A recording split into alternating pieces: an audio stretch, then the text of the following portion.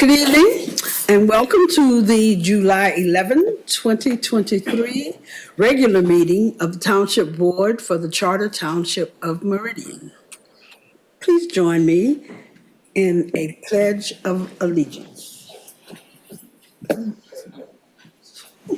I pledge allegiance to the flag of the United States of America and to the republic for which it stands, one nation, under God, indivisible, with liberty and justice for all. Thank you. We have three kind of presentations today, and I will lead the first. I'm sorry, getting ahead of myself again, aren't I? I'm sorry. Mr. Spurlock, yes. Please call the roll for us. Supervisor Jackson. Here.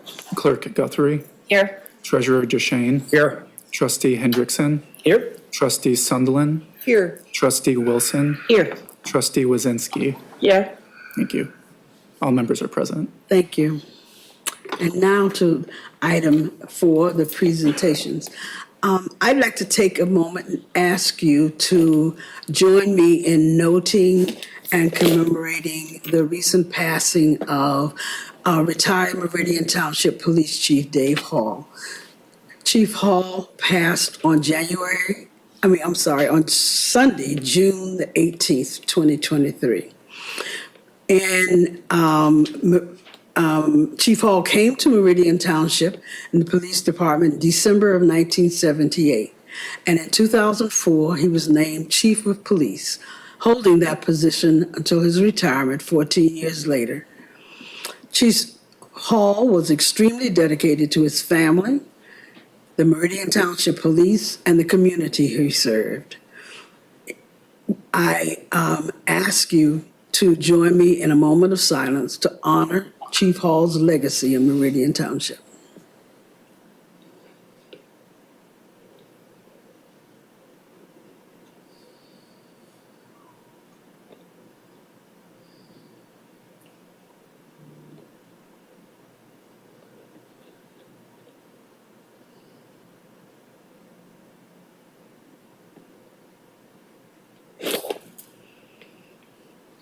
Thank you.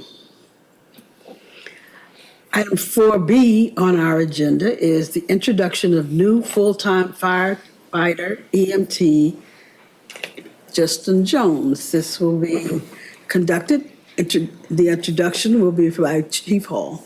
Thank you, Madam Supervisor and Board. This is Justin Jones, and he comes to us from Athens, Michigan, where we stole him from the Veterans Affairs Fire Department.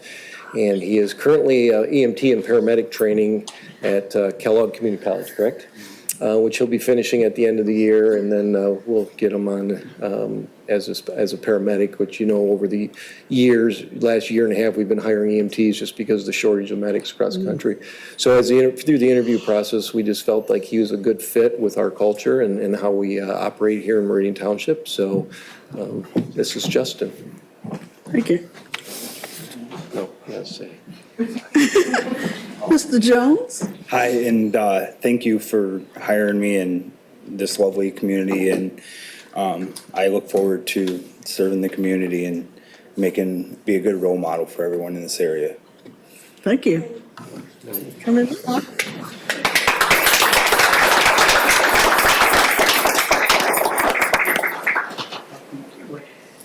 Welcome. Glad to have you here.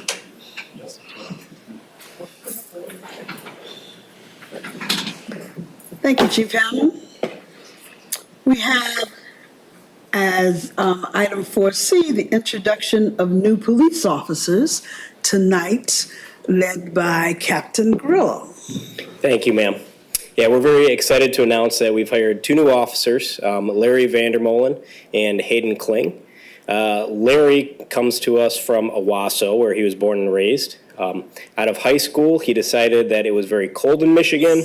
He joined the Army to go to a warmer climate. They immediately shipped him to Alaska, where he became a rappel master, rappelling off of glaciers in negative 40-degree weather. So following that, he went to South Carolina and worked there for about 5 years as a police officer for the Rock Hill Police Department. And came back to Michigan to be closer to family, and was most recently working for Durand Police Department as part-time officer. We're very fortunate to have Mr. Vandermolen. Hayden Kling comes from the Brighton-Howell area. He has a master's degree from Cleary University. He graduated from the Mott Community College Police Academy this past spring, and we're also excited to have Officer Kling with us. So come on up, guys.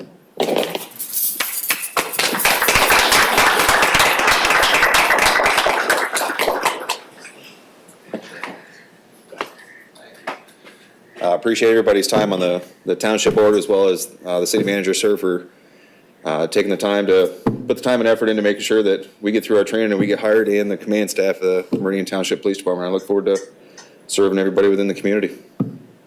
Thank you. Okay, before you leave, you are Vandermolen, Mr. Yes, ma'am. Vandermolen? Yes, Okay. ma'am, I am. Thank you.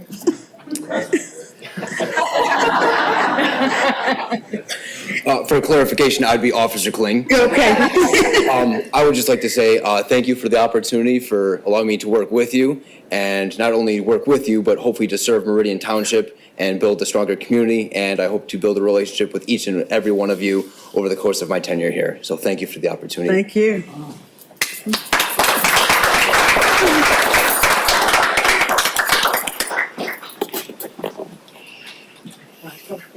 Thank you. Yes, ma'am. Thank you. Vandermolen. Yes, ma'am. We're so happy. Welcome. Thank you. Hi, welcome. Congratulations. Appreciate it. Thank you.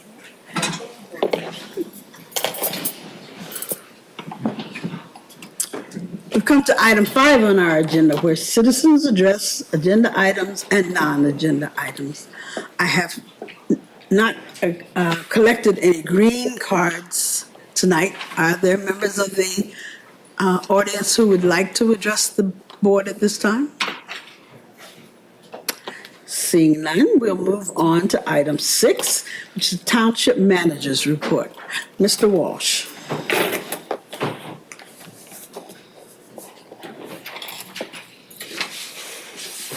Thank you, Madam Supervisor and Board. Just a couple things to update you on. Most importantly, the renovation project continues to go extremely well. Again, I want to credit Director Massey and Manager Opsimer for their work on this. You know, we could have went out and hired, spent a lot of money on a general contractor. We decided to do it ourselves, and the fruits of their labor have really turned out well for us. We're about a month ahead of schedule and hope to move in sometime around Labor Day, which is a month ahead of when we planned. Second thing that you'll notice that's going to really sprout up and be excellent addition to the township is the township signs all look like they're up, but the western sign is not, the western boundary sign coming in. And thanks again to their work, we have reached an agreement with DTN over, I guess, in front of the UPS office would be the best way to describe it. And so you'll see it's the sign is already manufactured. It's ready to go in. So you'll notice the final entry sign going in here in the next few weeks. Later on, we'll talk about our efforts on the budget, and we'll talk about our finance director and some really important news. But that's enough for this part of the meeting. Thank you very much. Thank you.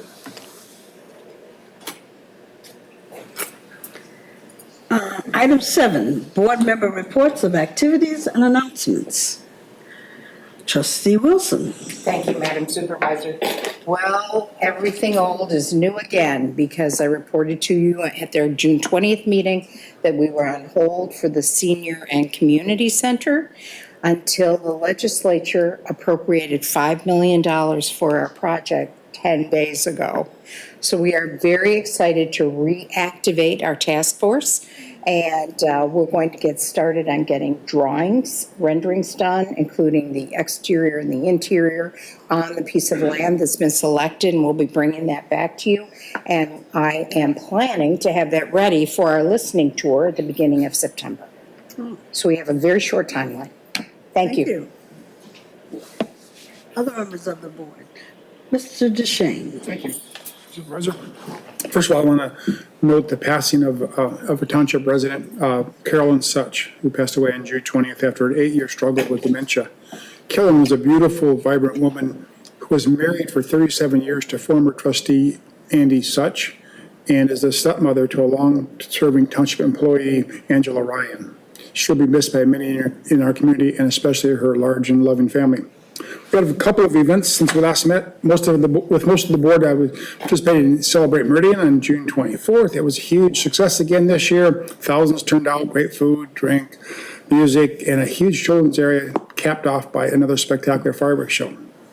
With the rest of the board on June 24th, I participated in the ribbon cutting for Woodward Way, our newest affordable housing development. Newest in the last 25 years, probably. It's been a while since we had a new one. Woodward Way provides 49 units of low and moderate income housing here in the township. Our partner with this was Wood Cooper out of Columbus, Ohio. Many thanks to Craig Patterson and his team who persevered over 4 years of COVID and many extraordinary roadblocks. They overcame every one of them, and the building is now open.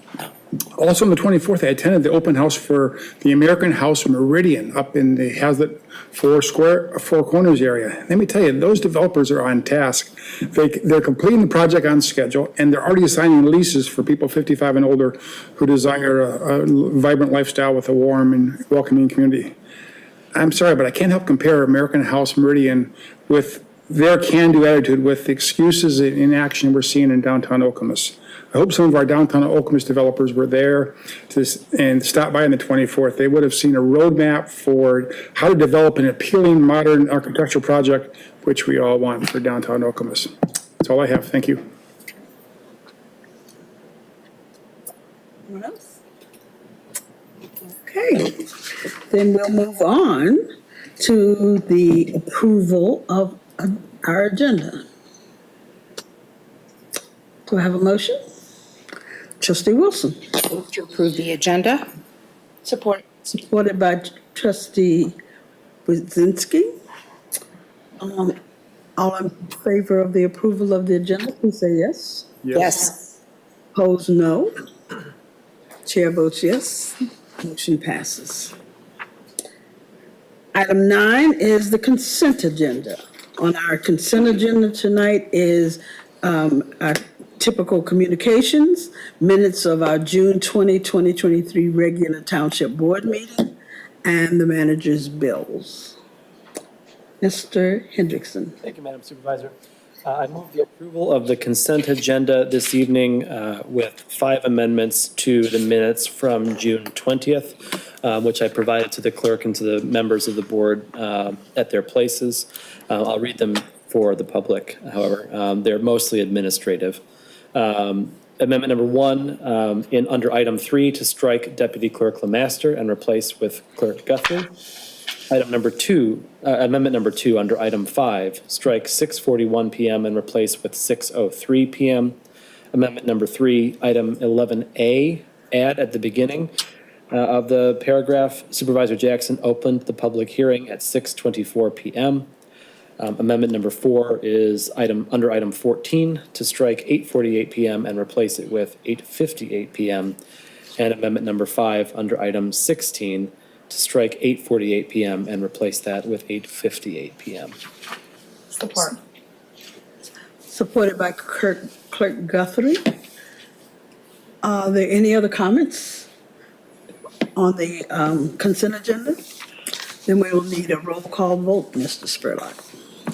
Supervisor Jackson, Yes. Clerk Guthrie, Yes. Treasurer DeShane, Yes. Trustee Hendrickson, Yes. Trustee Sundland, Yes. Trustee Wilson, Yes. Trustee Wazinski. Yes. Thank you. Motion passes unanimously, I presume. Thank you. Item 10 then is question for the attorney. We have none for tonight. 11, we have no public hearings for tonight. We come to item 12A. Items under 12 are action items. A is ordinance 2022-19, marijuana zoning ordinance updates for final adoption. Mr. Schmidt. Thank you, Madam Supervisor. So ordinance 2022-19 is the updates to the zoning ordinance to allow for recreational marijuana sales. It would also reduce the number of locations permitted and the types of uses permitted. So we're just talking retail sales at this point. The ordinance needed to be updated because the previous ordinance referenced specifically medical marijuana, and so we needed to make these changes to the zoning ordinance to address all these potential uses. At the board's direction, we did publish this in the paper of record after the last meeting, and so this ordinance is in front of you this evening for final adoption. Staff would be happy to answer any questions, but we do recommend approval as this is consistent with the board's direction on this item. Okay. Trustee Wilson. Thank you, Madam Supervisor. I move to adopt the resolution approving zoning amendment 2022-19 to amend the zoning ordinance of the Charter Township of Meridian to update the zoning standards for marijuana-related businesses. Support. Supported by Clerk Guthrie. Trustee Wilson. Thank you.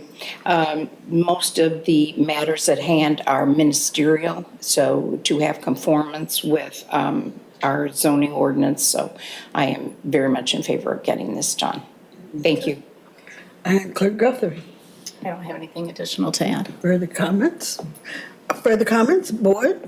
Mr. DeShane. Since we published the draft, Director Schmidt, have we had any comments from the public?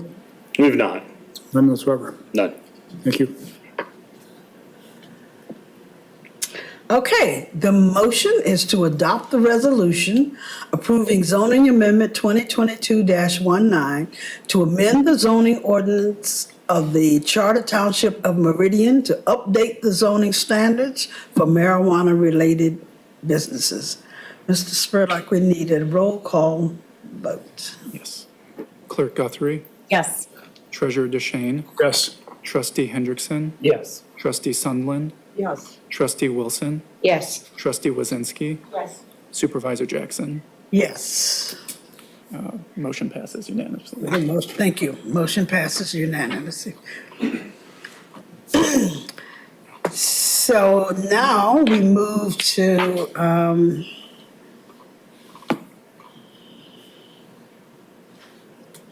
12B. 12B. I'm losing myself on my agenda. There it is. Okay. 12B, Mr. Schmidt, is ordinance amendment 2023-02, recreational marijuana licensing ordinance for final adoption. Yes, ma'am. Thank you, Madam Supervisor.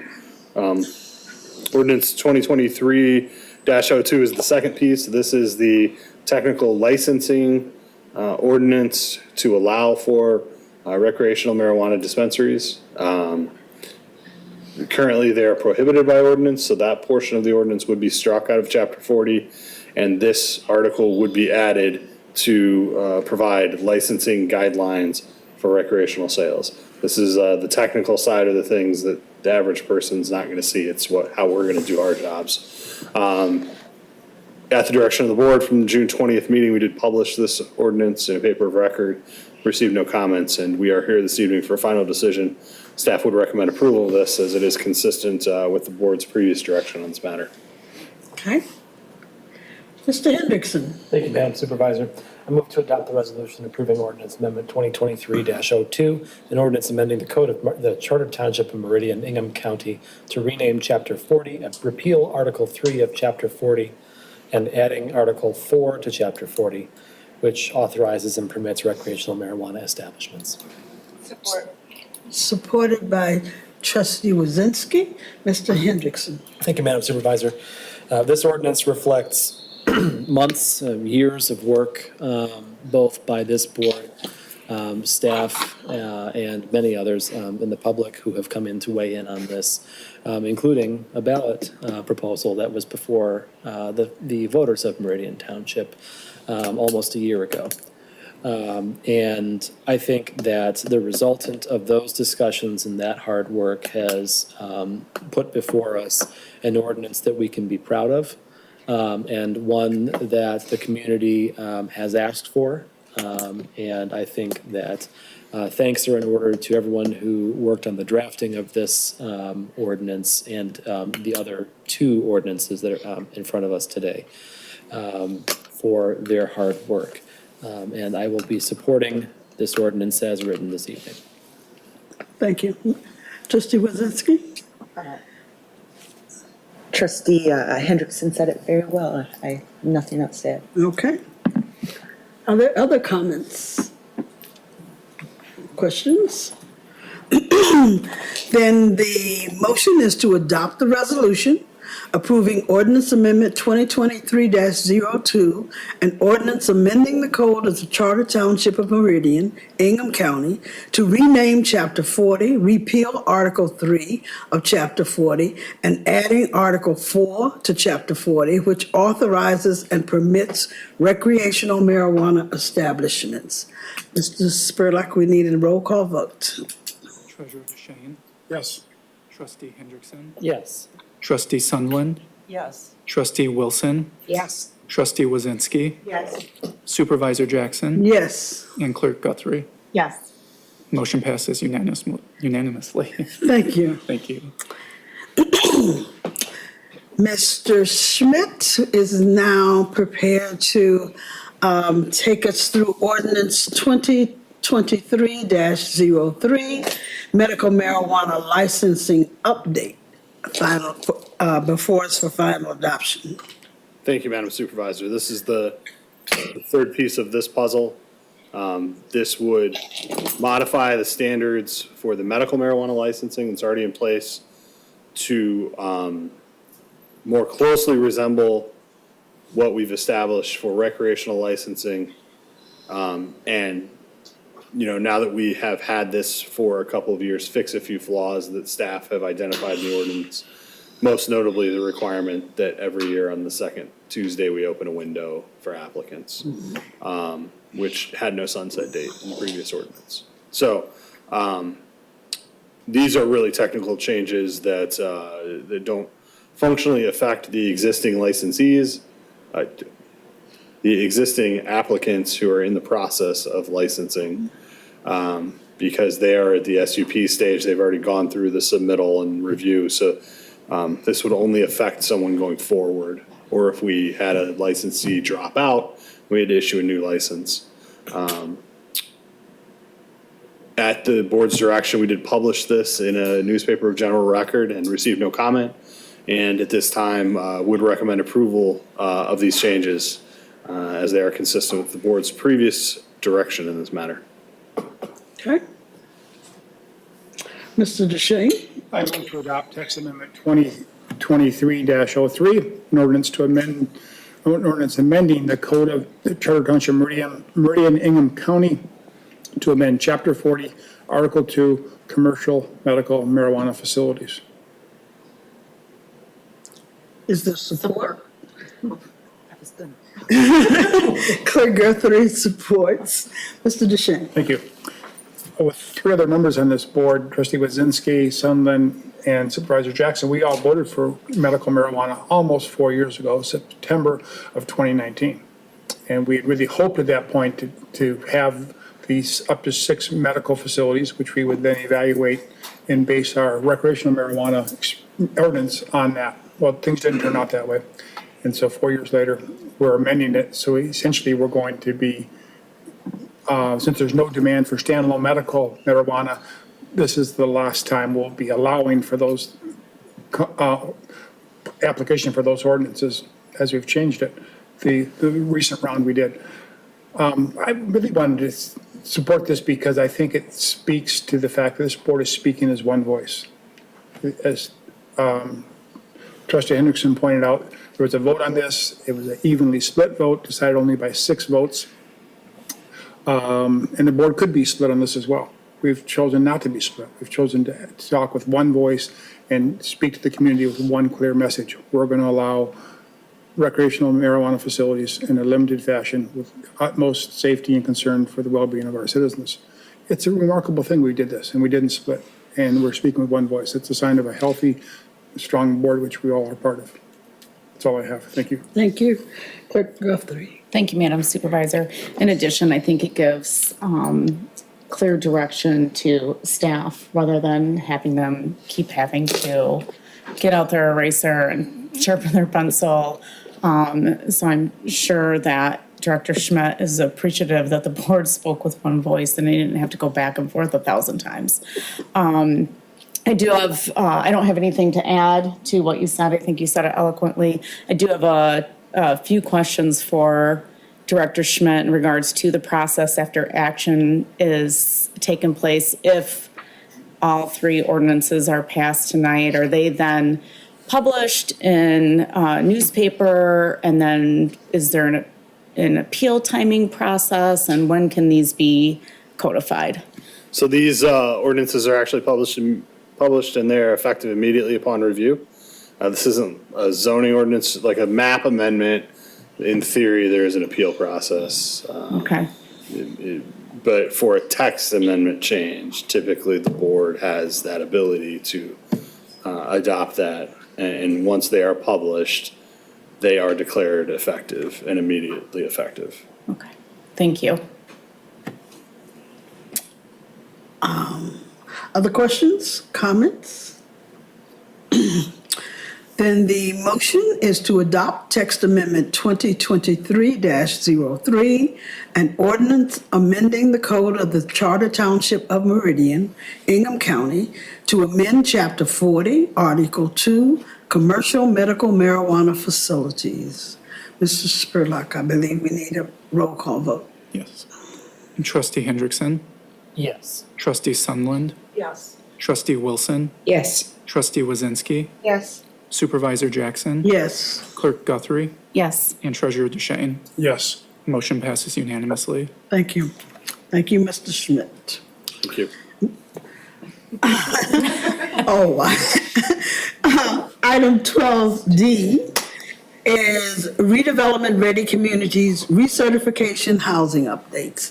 Mr. Smith, I believe you're it? Yes, ma'am. Okay. Thank you, Madam Supervisor. This is something we've previously discussed a couple of different times, and staff has finally got a good draft that we are ready to refer to the Planning Commission. So what this is, just as a reminder, as part of our redevelopment ready recertification, one of the things that's changed slightly is essentially an allowance for housing by right. And what the state, the MEDC is trying to get at is to make housing more easily and clearly attainable from a development perspective, thereby, in theory, reducing the cost of development.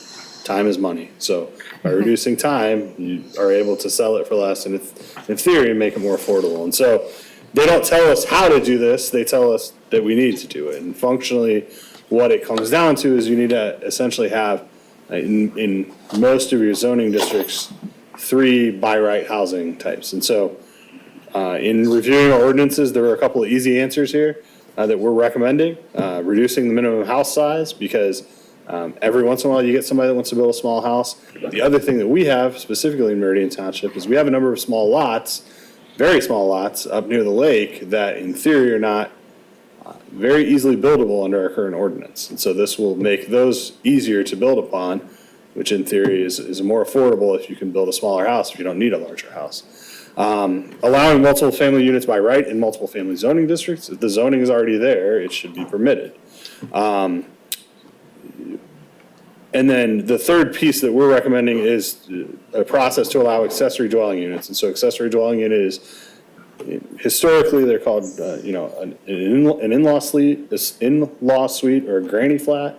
Space, a lot of times it's above a garage, whether it's detached or attached to the house.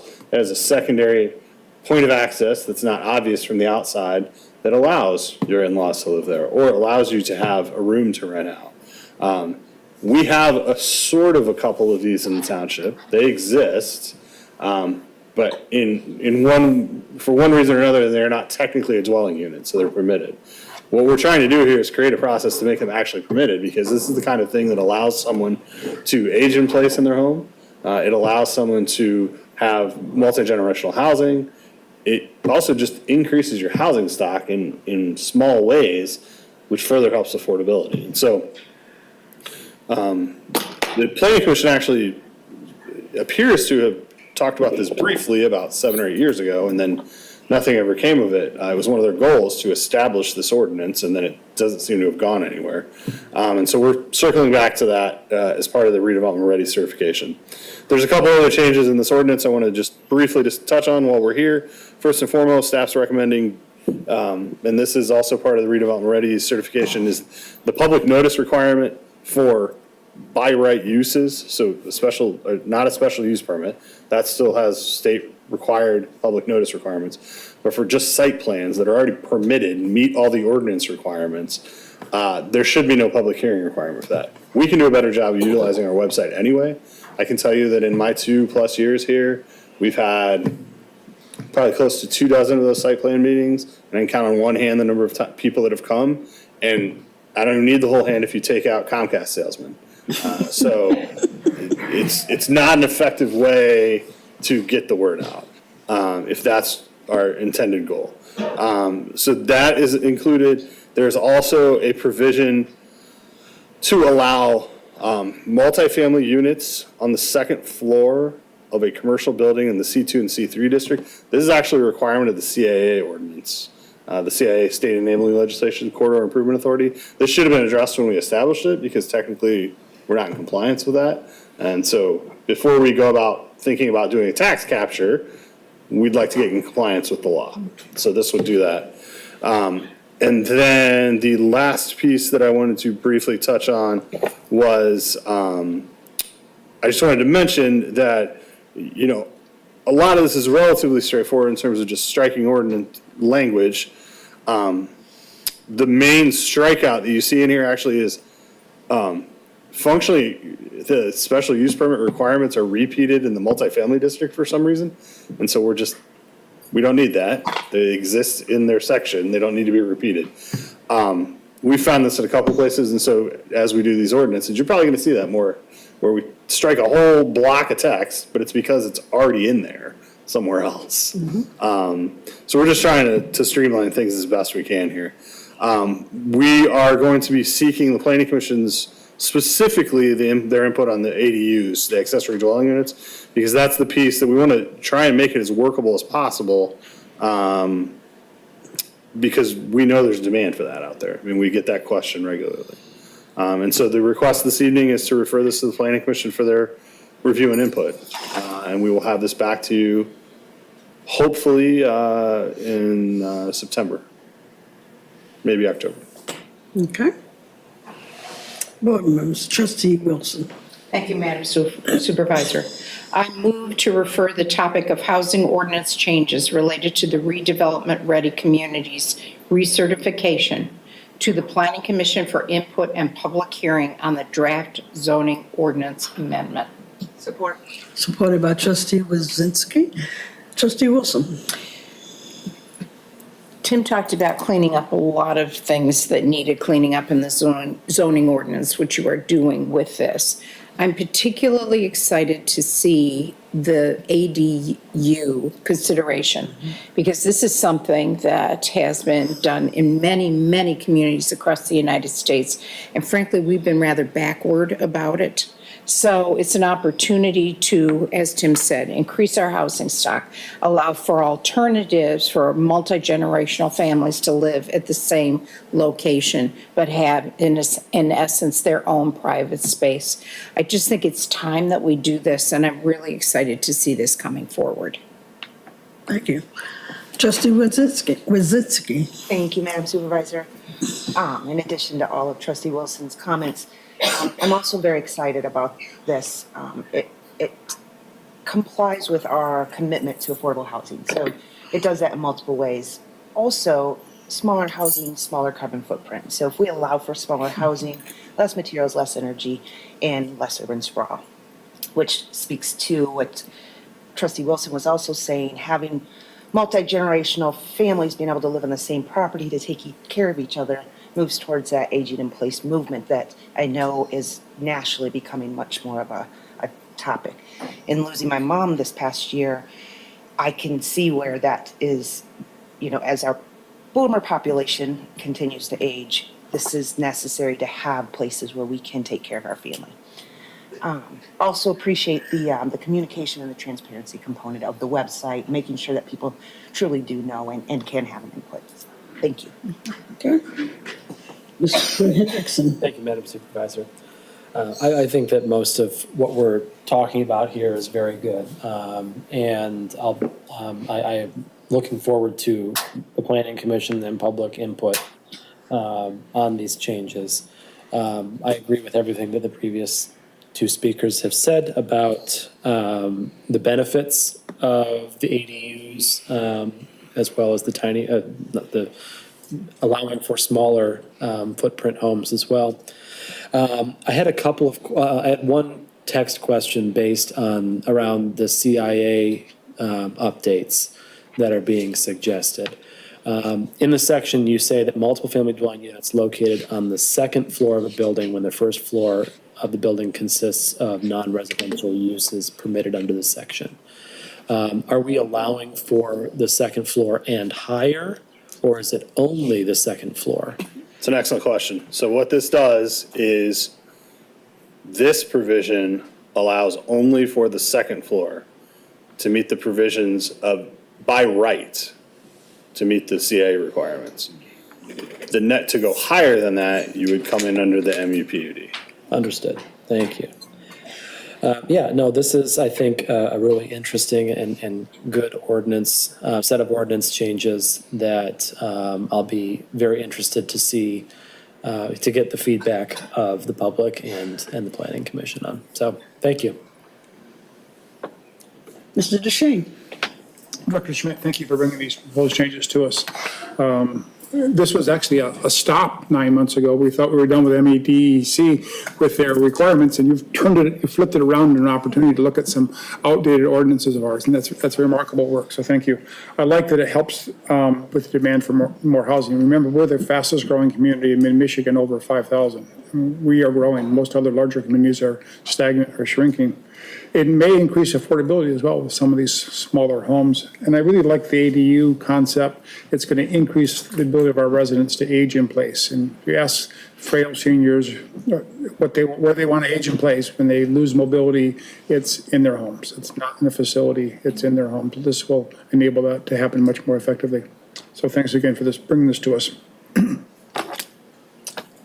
Clerk Guthrie. Thank you, Madam Supervisor. Of course, I'm for affordable housing and additional dwelling units and all that. I do have some concerns regarding the additional dwelling units. I think it does increase the carbon footprint, and I am concerned about the language that I read in here regarding, and I know this is something the Planning Commission is going to be looking at regarding the size of these ADUs, where it only says that it's smaller than the main housing unit. How much smaller is that?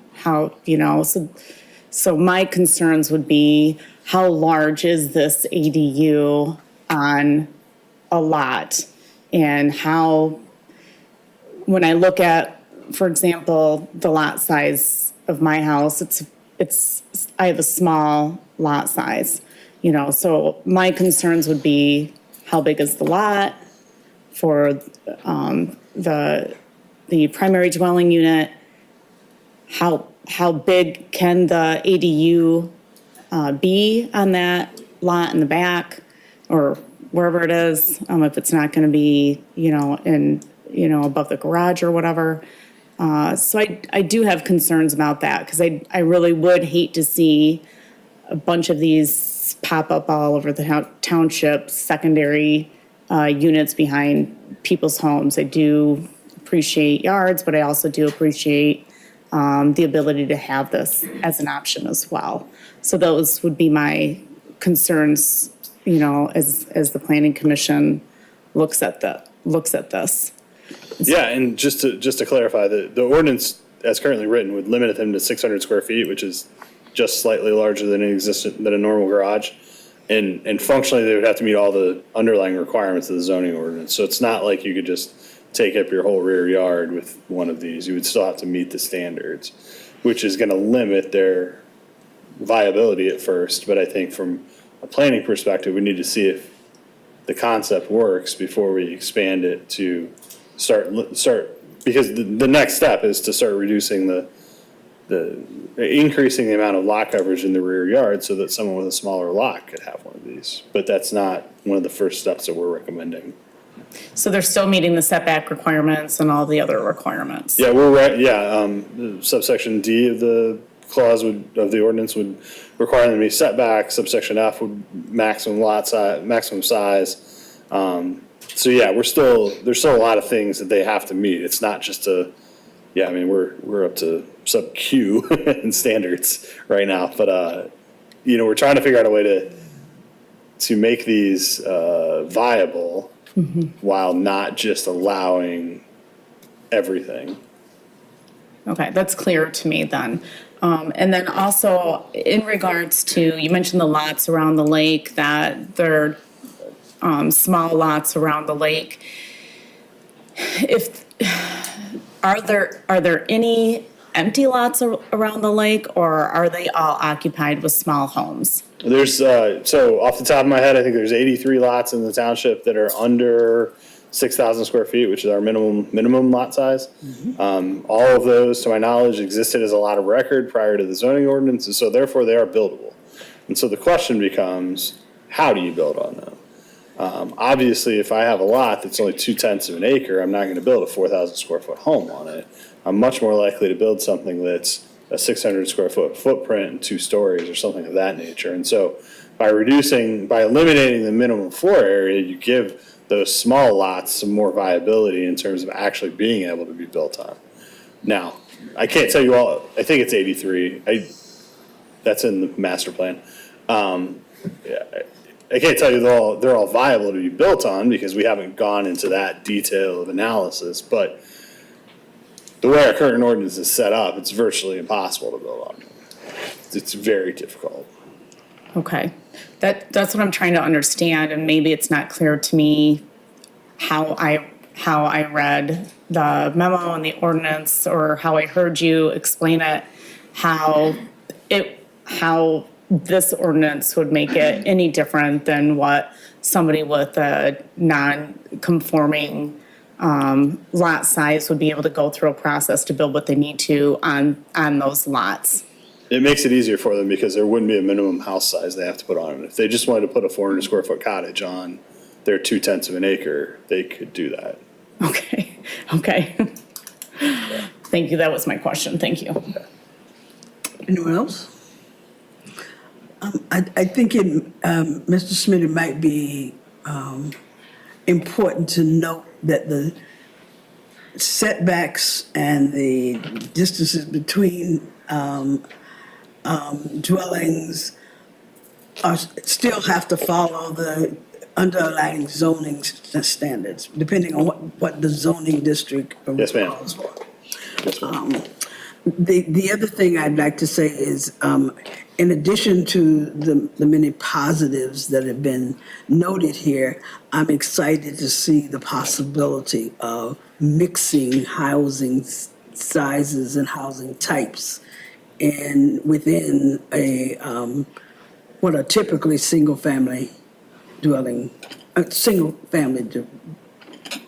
districts. So what is before us, we have a motion? Yes, we do. Have a motion. The motion is to refer the topic of housing ordinance changes related to the redevelopment ready communities recertification to the Planning Commission for input and public hearing on the draft zoning ordinance amendment. We can have a voice vote. All in favor of the motion, please say yes. Yes. The chair votes yes. All opposed to the motion, please say no. Then we will look forward to hearing from the Planning Commission. we will be back. Thank you. Thank you. Item E is, 12E is land preservation acquisition, Cornell and Sweetwood. I got to lower this. Director Good evening, Madam Maisner. Supervisor and Township Board. Yes. I have Emma Campbell here. She's our stewardship coordinator for the Parks and Recreation Department, and she is going to introduce this topic, and then we're both here to answer questions. Okay. Hello, thank you for your time tonight. So last time I was in front of you with this acquisition recommendation was in April, so I'm just going to refresh your memory a little bit, some of the background on this parcel. So, our focus for our land preservation program is no longer acquisition. We are very focused on stewardship and management, and we have our Meridian Conservation Corps, which does a great job of doing all that work.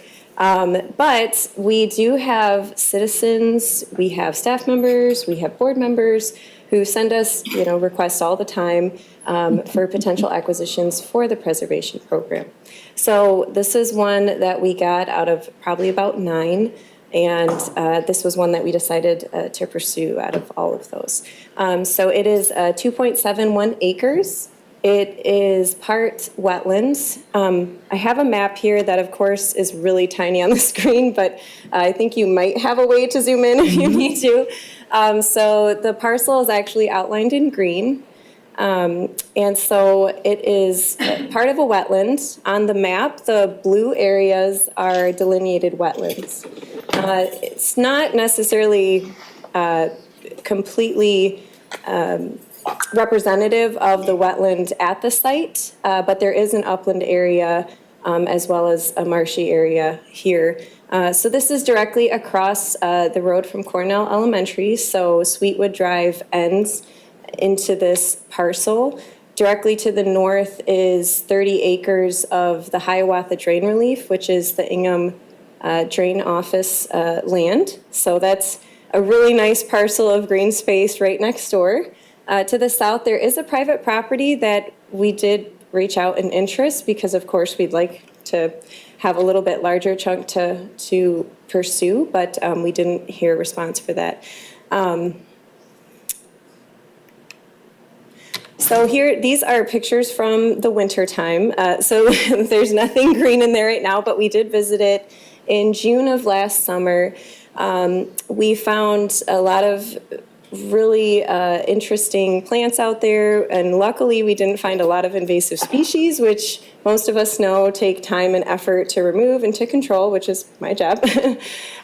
So it has a very manageable area and a lot of native oak species present, among other wetland plants and woodland plants. So there's a good variety there. We had the Land Preservation Advisory Board do an ecological screening, and after that, we did have it appraised. We also had an environmental, phase 1 environmental site assessment per our procedure from our past acquisitions. And so nothing of concern came up in that report. And then the land was appraised at $62,000, which we offered, as far as a pending, would you like to start a process with us for the landowners? We have been working with the real estate agent. The landowners are out of town, so that's who we've been working through, and they accepted that they would like to move forward with that, and they've been very patient with our process. And then, of course, in May of this year, we went to the Planning Commission with our Section 61 review, which was passed. And really just kind of, looking forward, of course, there's the question of what would we like out of this parcel, or what is the value we see in it. And one of the great things is that it wouldn't take a lot to manage this site. Even with our reduced millage, we get anywhere from $180,000 to $190,000 a year to manage all of our parks or all of our preserves. Apologize for that. All of our preserves, and a lot of our management does go to invasive species. It also goes to prescribed burns. It goes to native plant restoration. I'm actually working on the final budget right now. And we are really pushing towards more contractual management with those monies as well. I'm one person for 1,700 acres, so we really need to look down those avenues. But of course, like I mentioned, we have the MCC, which is a totally invaluable program that connects our citizens to these natural areas. And they do so much wonderful work, and they come out in crazy weather and just have so much fun. So of course, this would be a piece of all that.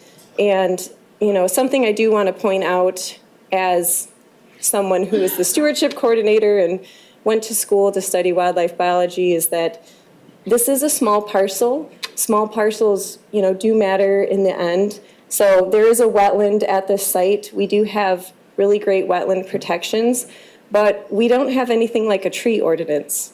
So if someone were to, want to clear this area, that's very much an option for them.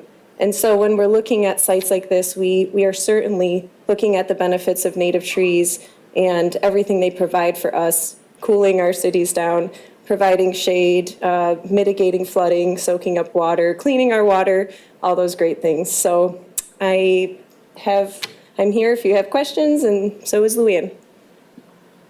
Okay. Board members, Trustee Wazinski? Thank you, Madam Supervisor. I move to approve the attached resolution to acquire parcel number 26-202-001 consisting of 2.71 acres of environmentally valuable land for the land preservation program in the amount of $62,000, plus or minus, from the trust of Michael and Lisa Allen, and authorize Township Manager Walsh and Clerk Guthrie to execute the purchase agreement on behalf of the township. Support. Supported by Trustee Wilson. Trustee Wazinski? Yes, thank you, Madam Supervisor. Thank you, Emma, for certainly your presentation here, but all of the work that you put into this. And I miss some land preservation advisory board meetings. However, I do know how hard and how much work went into this and how much thought, given that the mission isn't generally about acquisition and more about stewardship. But it was a really opportunity for Land Pres 2, like you said, to acquire that and maintain the ecological component of it. In addition, I know we had some discussions also, it is right across the street from Cornell, so there is lots of educational opportunity to explore, let's say, wetlands or native trees. Wouldn't that be fantastic? And one more thing to add to that is we have issued a green grant to Cornell Woods common area to also plant additional native trees with some educational components. So it's a really great area for stewardship, land preservation, and also education. So I thank you. I thank the whole board. There was a lot of thought that went into this, and I appreciate it. Thank you, Trustee Wazinski. Trustee Wazinski, could I ask you to define the we when you issued the grant? Oh, I'm sorry. Thank you. We, the Environmental Commission, our Environmental Commission issued a green grant to Cornell Woods. Okay. Thank you. Trustee Wilson? I can only mirror what Trustee Wazinski said, because to me, the most valuable thing about this parcel is the proximity to Cornell Elementary. That school is going to be rebuilt, and it's going to have a larger population, and it just affords more opportunities for kids to have ecological exploration. So thank you. All right. Mr. DeShane? Thank you. And thank you for your update on land preservation and the core of volunteers you've assembled to do this work. I mean, basically you get volunteers to come out every other week and pull weeds for us. I mean, it's really phenomenal. And plant too. In terms of trees, I heard a great saying about trees, the best time to plant a tree is 20 years ago. The second best time to plant a tree is today. So are you going to put any more trees are you planning on putting any native tree saplings on this site? So I don't know if we would need to necessarily right away at this site. Because of the oak species that are present there and they're quite mature, we don't necessarily have to plant them. We know that our oak species are thriving, but the young oaks are not regenerating because we're suppressing fire. And so that's what's great about our preservation program adopting this area is we could actually manage it correctly and divert it in the way to naturally regenerate with native tree species because it's already a lot of great stuff there. So yes and no. You mentioned our 1,700 acres of land preserve. I think when it was set up, I'm Trustee sorry, Wilson. there's 1,000, 1,700 is what I oversee with parks and preserves. I apologize, yes. Right. But it's still far more than we ever intended when we set this up. So I appreciate you Absolutely. pointing out that this is a low maintenance area and that you're looking at contracting some of this work out because there's just so much you and your conservation corps can do. We appreciate the work you are doing. Our residents very much value our parks and preserves. Thank you so much. Mr. Hendrickson? Thank you, Madam Supervisor. I'll add to the chorus of folks who have praised the work that you do and that the Land Preservation Board has done in identifying this parcel and bringing it to us. This is, as you said, just over 2.5 acre parcel. And you know, when you, in the scheme of things, compare that to the 1,000 acres that we already have, it may seem like a small thing. But it isn't, especially for, we hope, for the children at Cornell Elementary. Being such a small thing, I have a couple of fiscal questions that maybe you or Director Masner could help me to just wrap my head around. We got a report from our auditors about a month ago about the financials relating to, among other things, the Land Preservation Fund. And my understanding is that the annual expenditures in 2022 is about $140,000. Mm-hmm. Would you say that's a typical year for the land preservation expenditures? I think it's increasing. Again, our focus was a little less on management and stewardship. Since I started in January of 2020, when I was hired in, they said, we want the management, like we want it big. We have a lot of places to improve. And so that's been my goal, is to just utilize as much of that, as many of those monies as possible.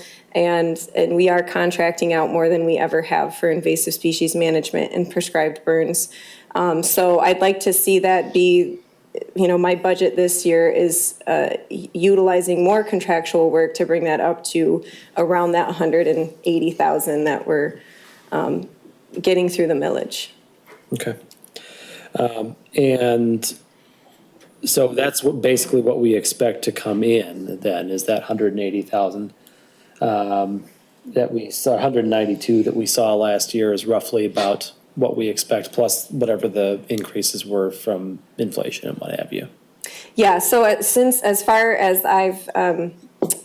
millage has been reduced, that's about what we've been getting or receiving from that. And again, it takes a little bit of trial and error. You know, you don't want to put all of your eggs in one basket with your funds, especially, you know, when you're not sure what's going to work or not at a certain preserve. And so, you know, now that we've had a really large year of invasive species management and getting our core out there and doing all that work, we know that these are things that are really paying off. We're including more research into like our prescribed burn areas. We're doing floristic surveys now so that we can get an understanding of how successful those are. We're seeing they're successful, but we would like data to back that up. Mm-hmm. So that's only going to increase what we spend more because we know it works. You know, I don't want to be too frivolous and spend our management money when I feel like maybe it's going to be a waste. So now that I've been here for a few years now and I'm really seeing how this is all improving our land preserves, I'd really like to see that fulfilled completely each year at that, at what we're receiving from that millage. Sure.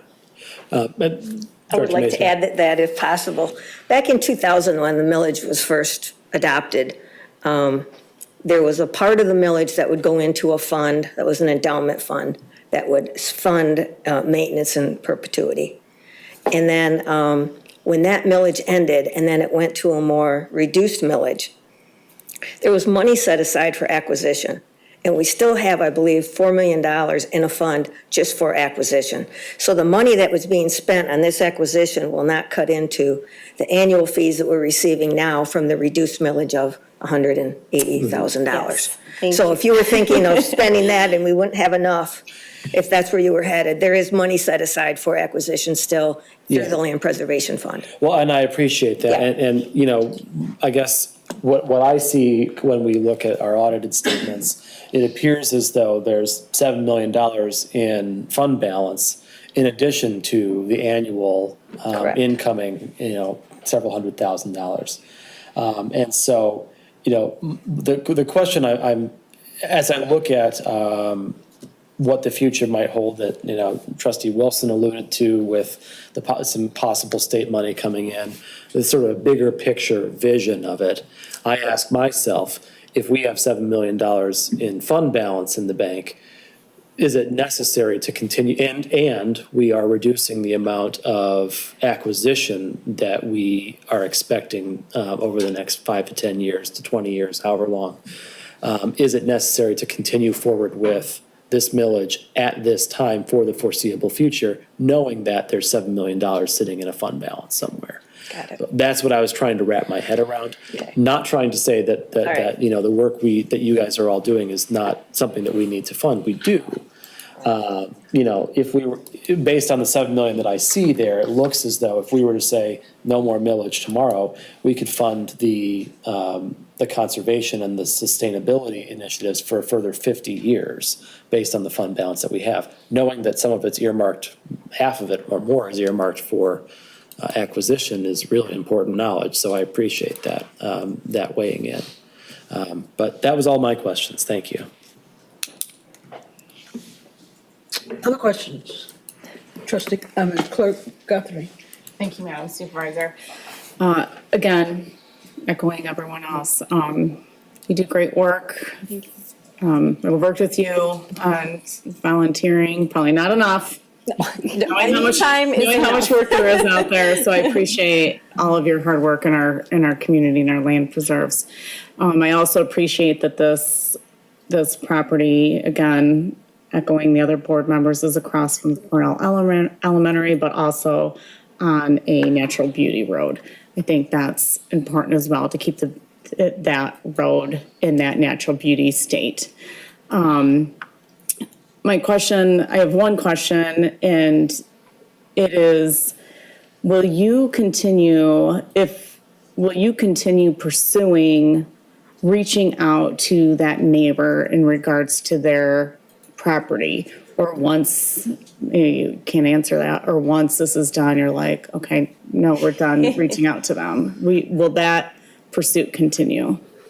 I believe there is a lot of interest from the board. It's a similar size property, and again, we're not really looking to acquire, but because we're potentially acquiring this parcel here and they could connect and just provide a little bit even more, I think we would certainly be interested in reaching out again. In any other case, you know, we're not reaching out to anybody if it's not something that's, you know, kind of recommended from staff or residents, the community. But yeah, there's certainly interest. You know, you don't want to pester anyone, but wouldn't hurt to send out another letter of interest.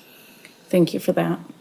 Mr. Duchesne. Just for clarification, on the land millage, it is 1/10 of 1 mil, so it's about 10 cents per $1,000 of value. And we recently cut that back less than 2 years ago. I believe it was closer to 4/10 of a mil, so we really slashed it back already. Yes. Yeah, and I think, you know, as a staff person, my, you know, guidance and what I've been doing is managing out of that millage fund. And of course, there is that other monies. I haven't truly really looked to do any of my work out of that. Of course, we always can, but I do think there is also the value in the community being able to give some money toward this, you know, when they come out to work days, or when they are really happy about the hike we're doing or learning about plants, they know that they're part of that. And I think that's kind of cool too. And they all seem appreciative of it. So But I do always say, if you want me to stop removing or paying me to remove invasives from natural areas, you can stop planting them in your yards. So there's a little incentive too that comes with the millage. Other questions, comments? Okay, the motion is to approve the attached resolution to acquire parcel number 26-202-001, consisting of 2.71 acres of environmentally valuable land for land preservation program in the amount of $62,000 plus or minus from the trust of Michael and Lisa Allen, and authorize Township Manager Walsh and Clerk Guthrie to execute the purchase agreement on behalf of the township. Mr. Spurlock, I believe we need a roll call vote. Trustee Sunland, Yes. Trustee Wilson, Yes. Trustee Wazinski, Yes. Supervisor Jackson, Yes. Clerk Guthrie, Yes. Treasurer DeShane, Yes. and Trustee Hendrickson. Yes. Motion passes unanimously. Thank you very much. and Thank you so much. Thank you. We move now to item 12F.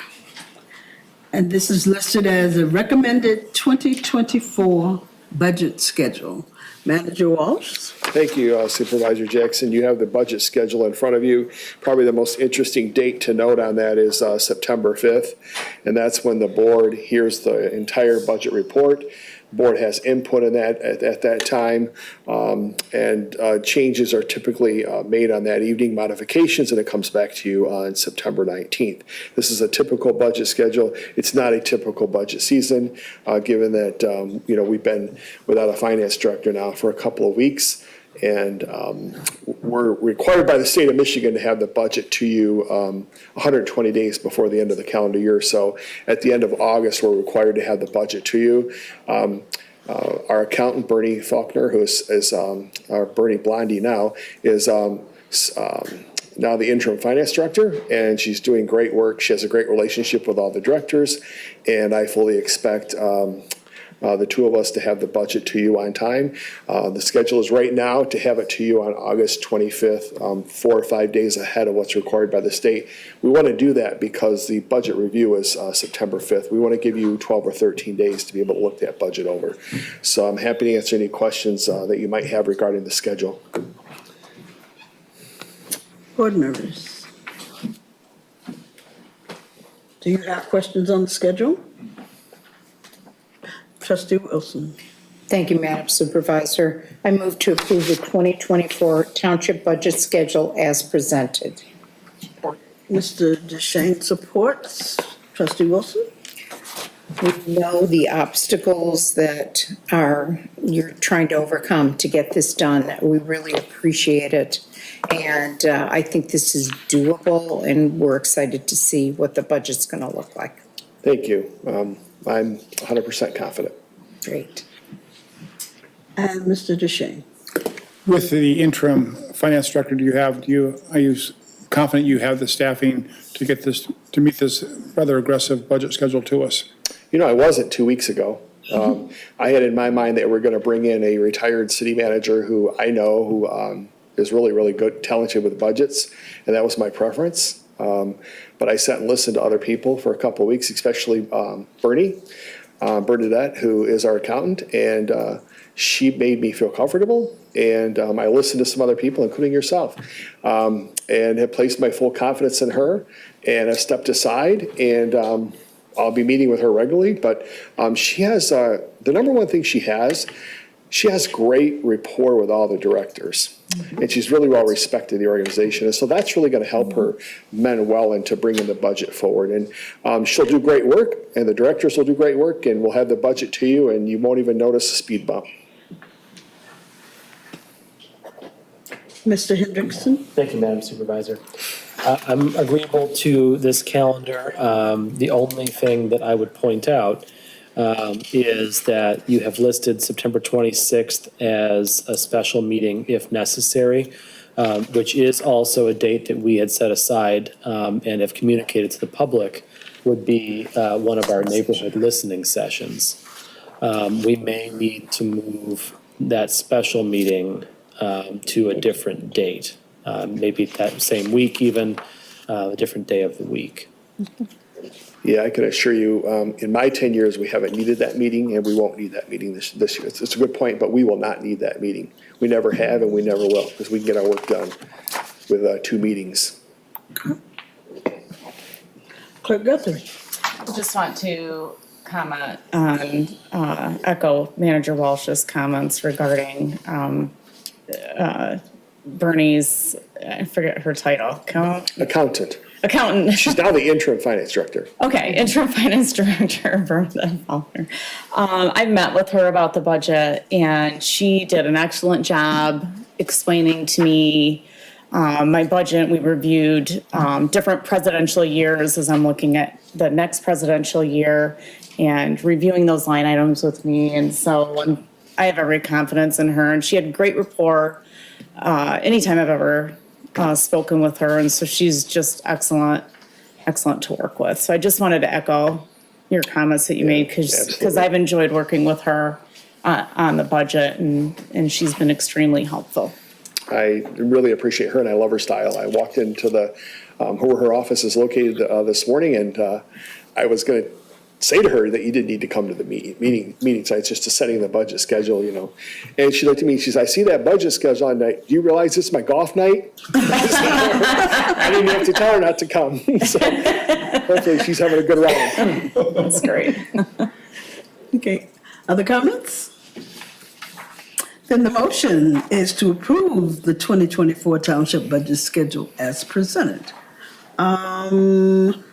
We can use a voice vote here. All in favor of the motion before you, please say yes. Yes. Yes. Opposed, no. Chair votes yes, motion passes. Thank you.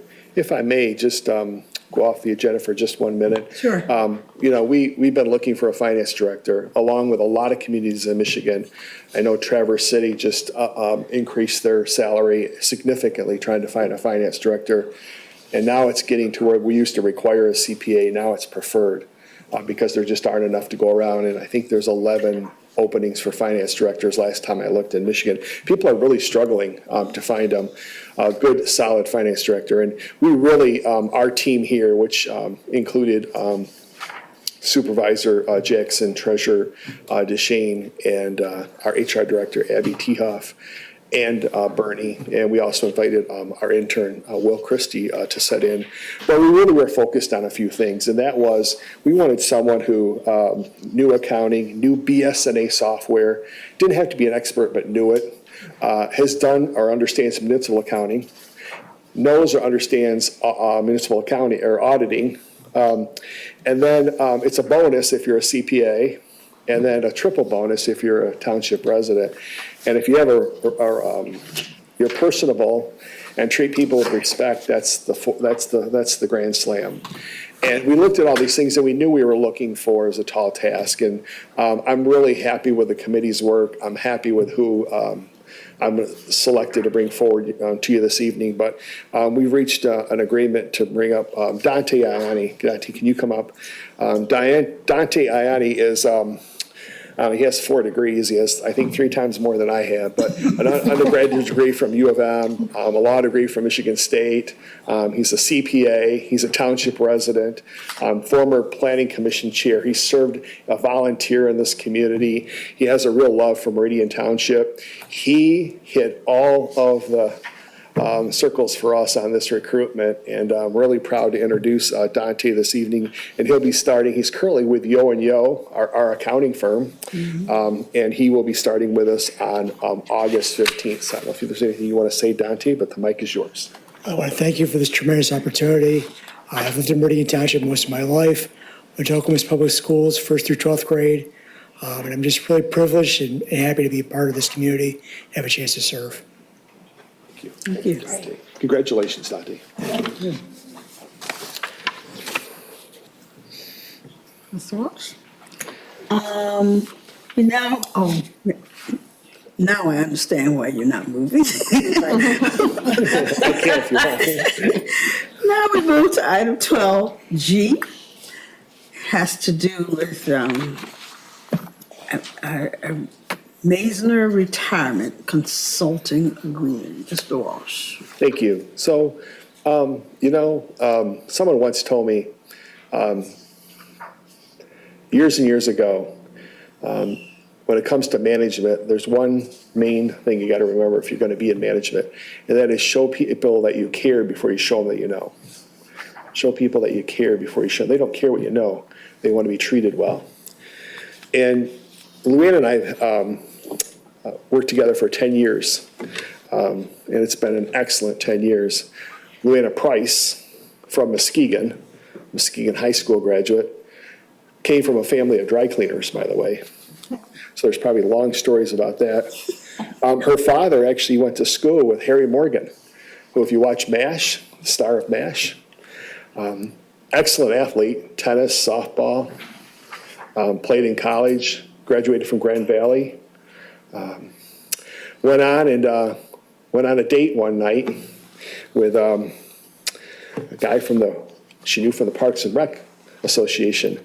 That turned into a marriage on May 8th of 1993. So they just celebrated 30 years. Her husband, Mike, very accomplished, baseball, football, everything official. Actually, one of the few people ever to make it to the Big Ten ranks, and was a Big Ten football official for many, many years. Very respected official in this state of Michigan and beyond. Raised two daughters, Christina and Jennifer, and just has been a real pillar in this community. Luann came to me about 3 months ago and said, I'm really ready to retire, and I plan to retire sometime in December or January. And I said at that point, would you consider, because think about what Luann does for a minute. Think about this, you got the farmer's market, you got the marketplace, you got the Harris Nature Center, you got the historical village, and you got the senior center, and you got all kinds of things. Celebrate Meridian, 31 parks, 30 land preserves. The list goes on, and works with the Parks Commission. So there's a lot that Luann oversees in her role. And I'm thinking, how can we lose, first of all, a person who brings it every day and gels with a team? That's the most important thing, gels with a team. And without that, it doesn't matter what kind of leader you are. So we have that. We have her hired October of 1999, I believe, so 24 years here coming up. And we just cannot allow that institutional knowledge to walk away. And so I sat down with her a couple of times, and kind of reminded me of my high school prom date. She said no twice, but I didn't give up. I went back and we had a third conversation, and talked to Luann about staying on in a consulting role, because there's no way we can hire someone that I can foresee, and that they can come in and take over and have all this stuff. Just like now, when Luann got up and back in 2000, this is what happened. I'm sitting back thinking, this is exactly why we're doing what we're trying to do tonight. So Luann and I had just great positive conversations and talking about how it might work. And the one beauty thing about it is the trust that's between us. She knew that when I said, this is what we're going to try to do, and she said, this is what I'll do, I knew that I could trust her, and that was really important. So what's before you tonight is a continuation of Luann's service to the township, if you would so consider. And what it would be is a retirement in early January, I think around the 3rd, and then 6 months of consultant work where Celebrate Meridian. We got work going on at the Harris Nature Center. We got work going on at the Historical Village, and on and on and on. All the events that go on at the marketplace on the green, not to mention all of the parks. And as you know, we have a development in the north part of the community who's trying to take advantage of Towner Road Park. There are all kinds of issues going on where her historical knowledge will be so important. And so tonight, I'm asking you to consider this consultant agreement, which would keep her on board for 6 months until June 30 of 2024. And the compensation and the package is in front of you. I think it's very fair. I think it's an appropriate thing to do. And it'll aid our community and our parks and preserves and everything that we do recreation-wise to have her expertise. And I even told her, if you get bored, well, she said no way, but I said, if you get bored on a Monday, you can still come to the NT meeting. She looked at me like I was crazy, but the invitation's there and I'll always be there. So at this time, I'd like to have Luann Maisner come up and just recognize her and offer a chance to say some comments. So Luann. Thank you, Frank. Can you believe I'm here announcing my retirement? Oh my gosh. Anyway, first of all, I would like to thank and recognize some of my staff members who have showed up here today, park commissioners and my husband, Mike. And it really means a lot to me that you are here today. I appreciate it. Working for Meridian Township as your first director of Parks and Recreation has been a dream job of mine. And it has been a pinnacle of my professional career, and I mean that. In the field of Parks and Recreation, we work to develop relationships, engage with the community, make them feel part and connected. And because over the course of my 24 years, my list of acquaintances and friends has grown dramatically. And what happens with that is that your personal life, got my Kleenex, and your professional life, they kind of intertwine. And that's why it's kind of emotional to announce my retirement, but don't be wrong, I want to retire. I'm just struggling just a little bit here. But it's hard too because it's been more than just a job. It is my passion working here. And that's another reason why it's hard. I am eternally grateful to my wonderfully talented and dedicated staff who are the nuts and bolts of all the things that happen in our department and all the good things that happen. It is them, and it's the rest of them that aren't here as well. And I'm so appreciative of our park commissioners who lend their expertise and vision to guide the path forward for parks. And I'm appreciative of the Township Board and fellow department heads, and most importantly, our leader, Frank Walsh. Thank you, Frank, for your leadership, your mentorship, and your guidance, wherever you are. And for creating a cohesive team environment where all the department heads work together and we take care of one another and we have each other's back. And to be able to work in that type of environment is really special. And he's really created a winning and cohesive organization because of that. Collectively, over the 24 years, we have all done great work, all of us, everyone that I mentioned. It's taken everyone, and we can be very proud of that. Our quality park system, our recreation programs, the land preserves, the Harris Nature Center, recreation, farmers market, senior center, historical village, well-maintained facilities, the list goes on. And all of this work and more supports what being a prime community is all about. And that is powerful. That is powerful that we've all been a part of that. And I feel very blessed to have been a part of it. And I appreciate everyone's support. Thank you again for your kindness. I can't believe I'm making this through pretty much without crying. Thank you again for your kindness and support over the years. And it has been an honor to serve you, and it has certainly been an honor to serve our community. Thank you.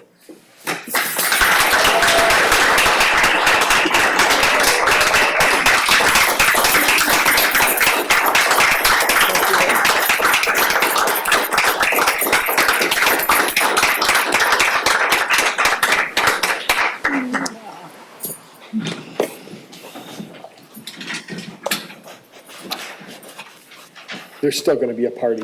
There's still going to be a party. Anyway, I would respectfully ask you to request the consulting agreement that's in front of you. Okay, Thank you. thank you. Thank you, and thank you, Director Maisner. Mr. DeShane. I move to approve the proposed Maisner Retirement Consulting Agreement between Meridian Township and Parks and Recreation Director Luann Maisner, and authorize the Township Manager to sign the agreement. Supported by Trustee Wazinski. Mr. Thank you. DeShane. I had no idea you were the first ever Parks Director for Meridian Township. And someone that knows you really well is sitting next to you, a long-serving Park Commissioner, Amanda Lick. Would you mind saying something about Luann?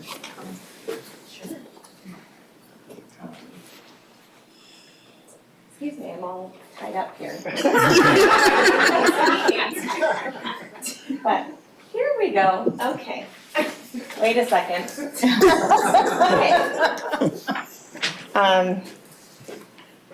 Well, I will now have enough tears for both of us. Yes, look at Trustee Wazinski. Luann Maisner is truly a community gem and a gift.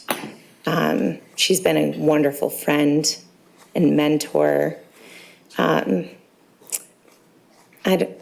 don't know what to say. I came into the Park Commission not really knowing anything about parks. Sorry, I didn't admit that on TV. But I did, and Luann welcomed me from the very beginning and took me under her wing. And within a couple of years, like, I was serving as the chair during the pandemic.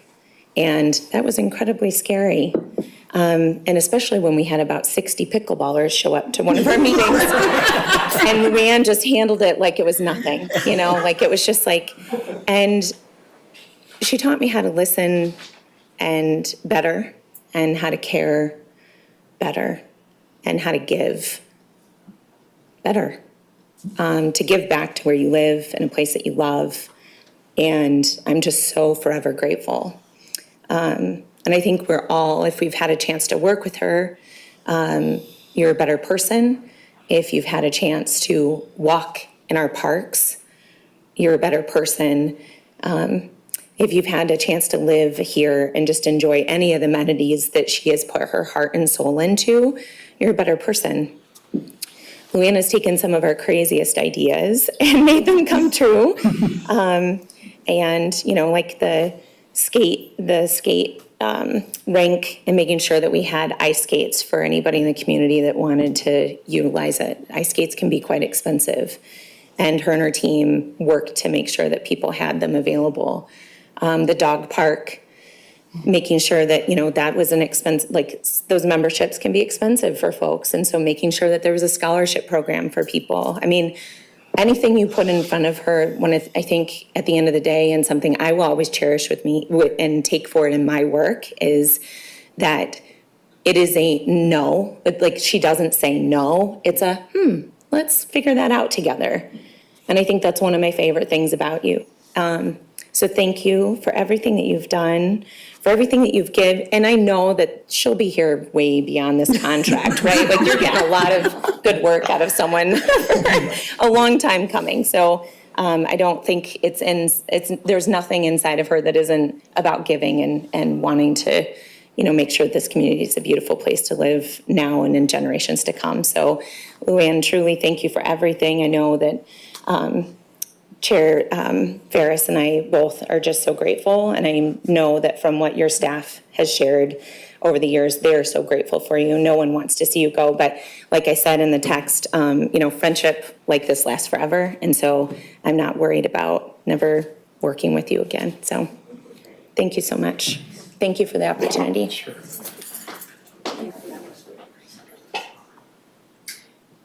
Mr. Duchesne? And just to finish, when I first got involved with the township, I didn't know who the heck Frank Walsh was, or Stephen Geebies, and I think Courtney had a similar experience, but I got to know Meridian Township through Luann Maisner.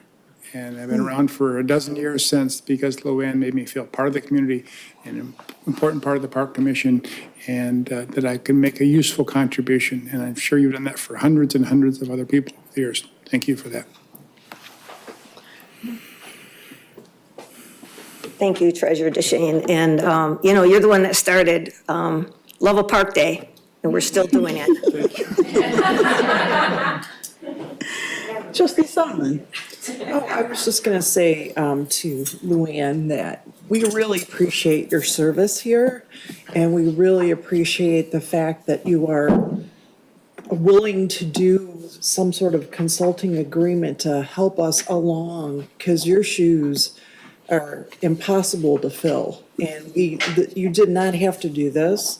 You could have said, oh, I've got this plans, I've got these plans, and I'm gonna complete this, but this is just another symbol of your dedication to the township and that you're willing to help us out and get started on the right path. Well, thank you very much. You know, there's just been this foundation built, and we just need to make sure that it's got to hand it off. And so there, I do feel personally, very personal about it too. So I'm very happy that we were able to work this agreement out. Because we do have a prime community, and we are going to continue down that path. Right. Yes. Mr. Hendrickson? Thank you, Madam Supervisor. So as the relative newcomer to the board, I haven't had quite the length of experience that some of my colleagues have with Director Maisner, but you know, being a pioneering Parks and Recreation Director requires a lot. You're building something from nothing.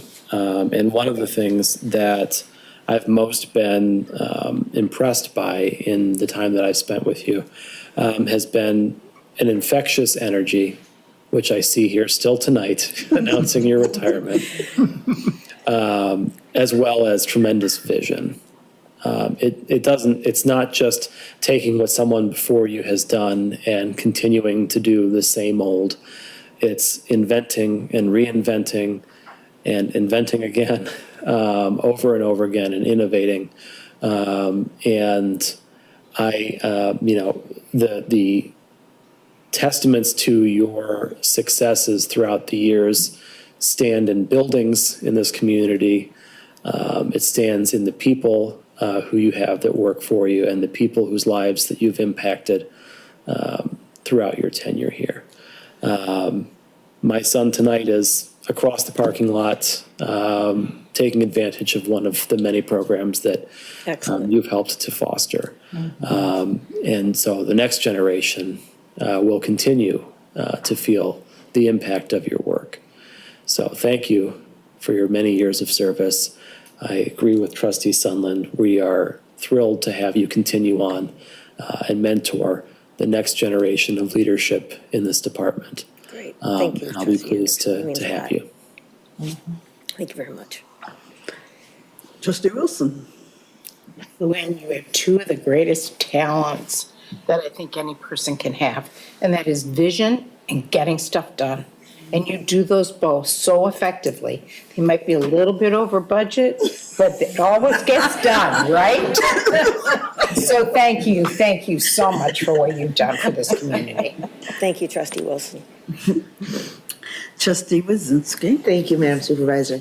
I let everybody go first, my tears dried up. But I also, I attest to everything everybody said here, Luann, and I also didn't know you were our first Parks and Rec Director, but what I do know is that you're award-winning.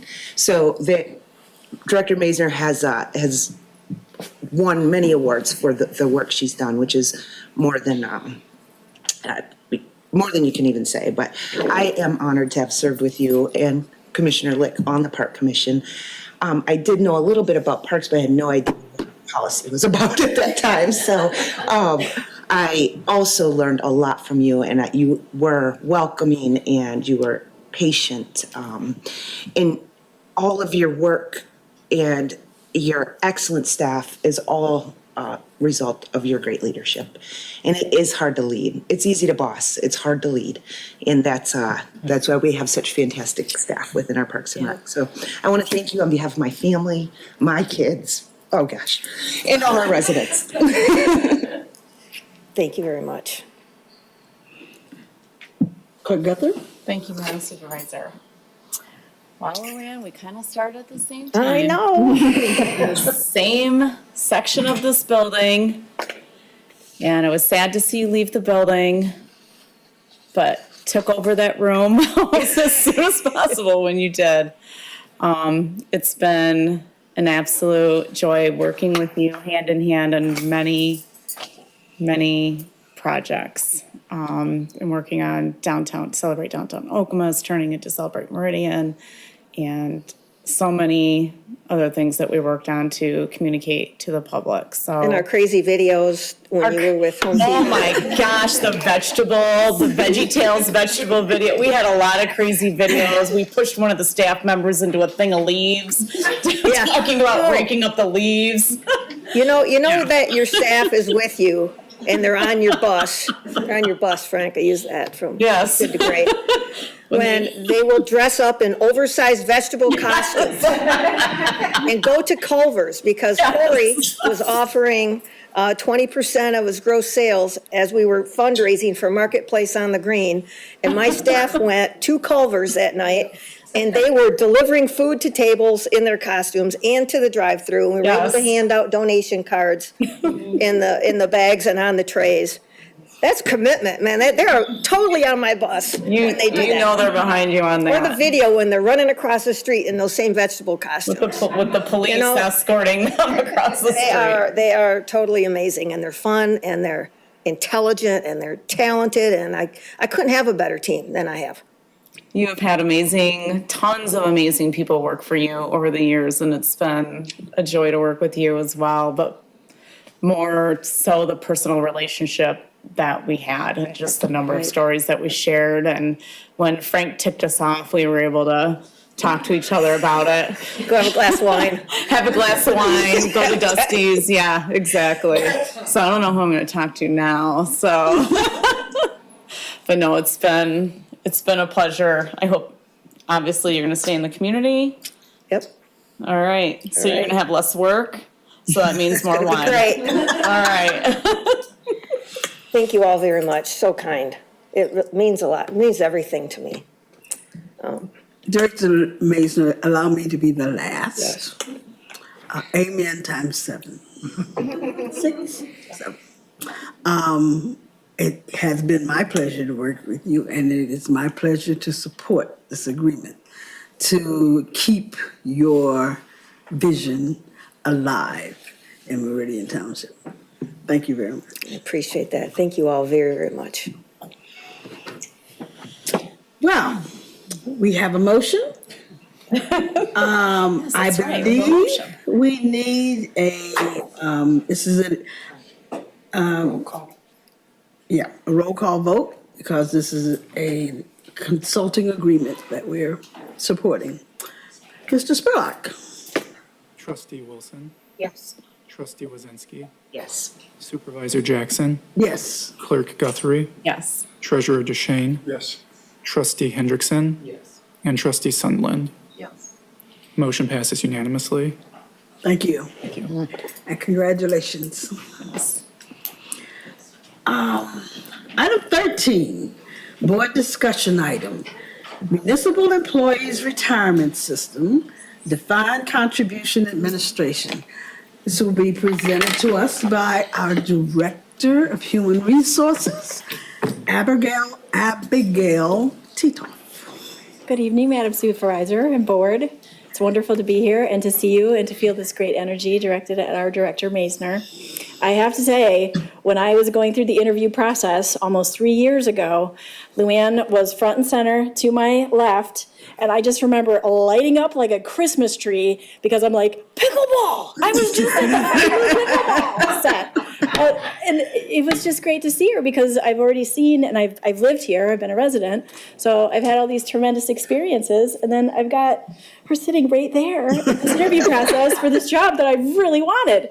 So it's wonderful to be a part of it, and we're really grateful. Everything that you've done and your positivity and your energy and your enthusiasm is just very contagious, and I'm grateful for that. Thank you. Well, I guess we're going to change hats here and get into a little bit of business. Okay, HR. I'm here this evening for your consideration. We'd like to make a change in our plan administration for our Township 401A 457 and our retirement health savings plan. I think we've probably talked about it a couple of times. Some issues have been going on over the last year. Some communications issues and some systems issues that have posed some problems for us at the township, which also has affected some of our employees. So what we are requesting is consideration to switch to MERS, who has already administered our defined benefit program. And I think that we actually have new police and fire are automatically enrolled in the healthcare savings program. And so we are already participating with MERS in that. So we're bringing this to you tonight for your consideration if we may make that move for the plan administrator.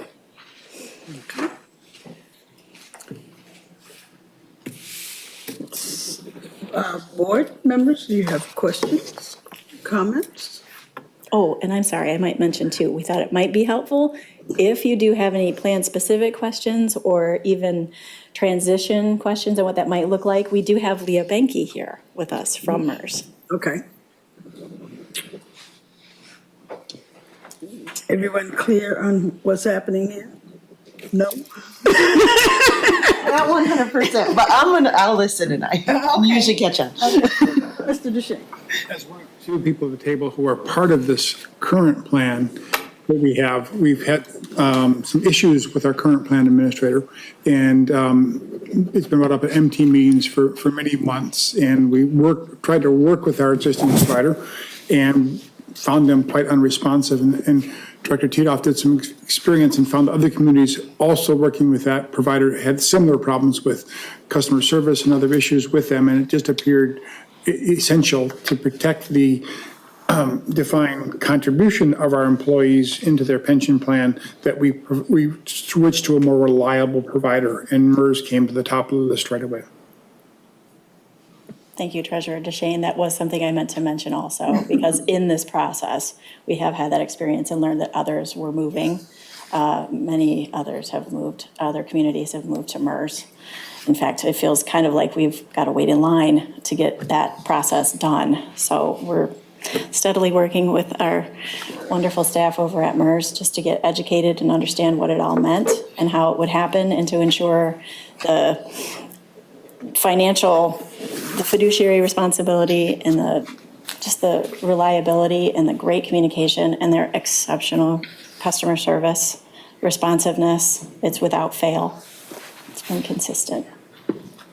Now, I would ask Trustee Wazinski, has that helped? Thank you, Supervisor. It's helped a lot, so I understand. Thanks. No. Okay. Appreciate it. And I think Mr. Hendrickson had his hand up first. Thank you, Madam Supervisor. So I appreciate the manager and Director Titoff for bringing this to us. I've heard drips and drabs of the issues that have been brought forward with our current plan administrator. So I have a couple of clarifying questions first. When did we begin with our current plan administrator, and at that time, did we go out to bid? Oh, gosh, it was well before I was here. It was formerly, and I think it was ICMA, and it was, I think we had the township pension plan at the time. I don't know that we had MERS just yet. Frank, do you happen to know that off the top of your head? Yeah, it's been with ICMA, International City Managers Association, for over nearly 3 decades. It hasn't been bid out, and that's who we went. ICMA switched to Mission Square, and we accepted that, and it's been pretty much a disaster for the last 2 years. Okay.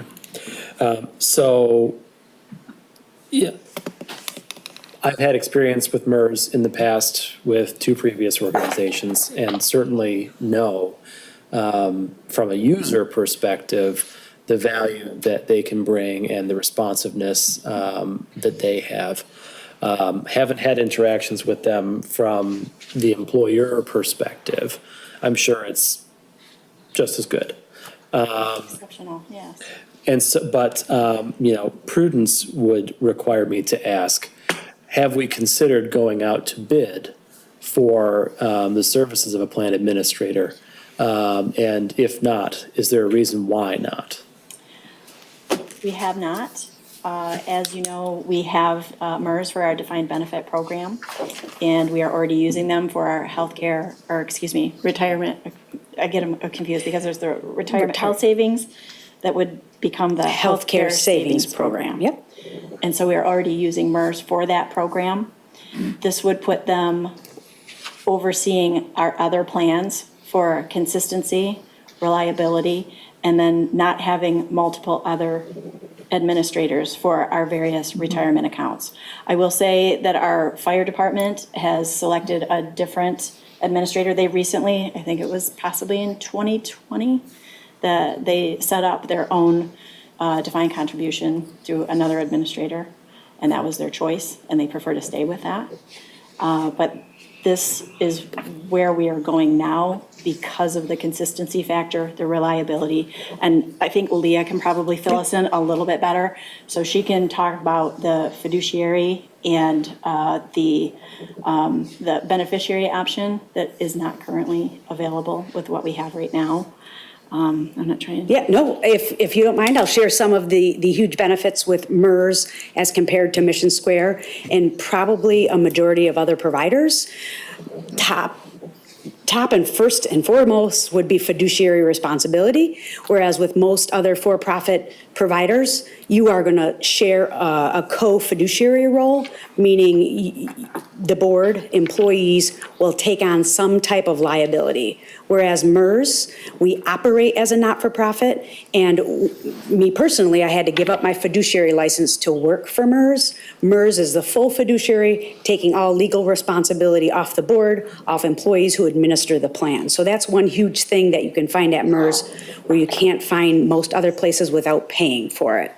When we work with the employer, all of our plans are run free of charge. The investor, the employee, is the one individual who will pay an investment fee, and that's much lower than many other of those for-profit companies out there. We've done comparisons over the years, specifically for Meridian Township, where MERS shows favorable in investment fees were lower, and we're usually doing better in performance across the board. So those are huge advantages. And then the healthcare savings program, replacing Mission Square's retiree health savings plan. Right. We'll throw that in there. The RHS, I think it's normally referred to here. One huge advantage is MERS got a special letter ruling with the IRS that it has the same tax advantage, but one huge benefit is that those dollars are owned by the individual who has, who the township has converted them to into that program. If that employee passes, those dollars will revert back to Mission Square, whereas MERS has that special letter ruling to say you can name a beneficiary, a primary beneficiary, and a contingent beneficiary, that if something were to happen to you, your dollars would not go back to your employer or to fund your employer's trust. It would go to your named beneficiary, and then, of course, a backup to that beneficiary. So that's the huge difference in that one plan, not to mention our customer service. We will be there for you. We actually have a call center located in Lansing. Maybe not everybody works on site anymore, but that is there, and probably one of the great attributes. Besides that, all of the service, the high priority we put on servicing our employers and our participants, our employees. If I may. Mr. Wolf? Thank you. You know, you hear someone like that and you say, well, this could happen or this might happen. And people usually say, well, that's not going to happen. Well, it did happen. About 7 years ago, and I won't get into names, but a former elected official passed and had roughly about $30,000 of her money in an account. I don't know what account it was. I think it was a health savings account. And what Leah just spoke to is because we were with ICMA at the time, with later Mission Square. Think about this. We had to tell, after the death of his mother, we had to tell his son that, yep, that's her money. It shows us her money, but because we're not a fiduciary, that money comes back to, we're going to take that money and it comes back to the township. It actually happened, and I don't want to live through that again. It was an awful experience. It'll be different with MERS because you can name a beneficiary. Okay. Other questions? Comments? Mr. DeShane?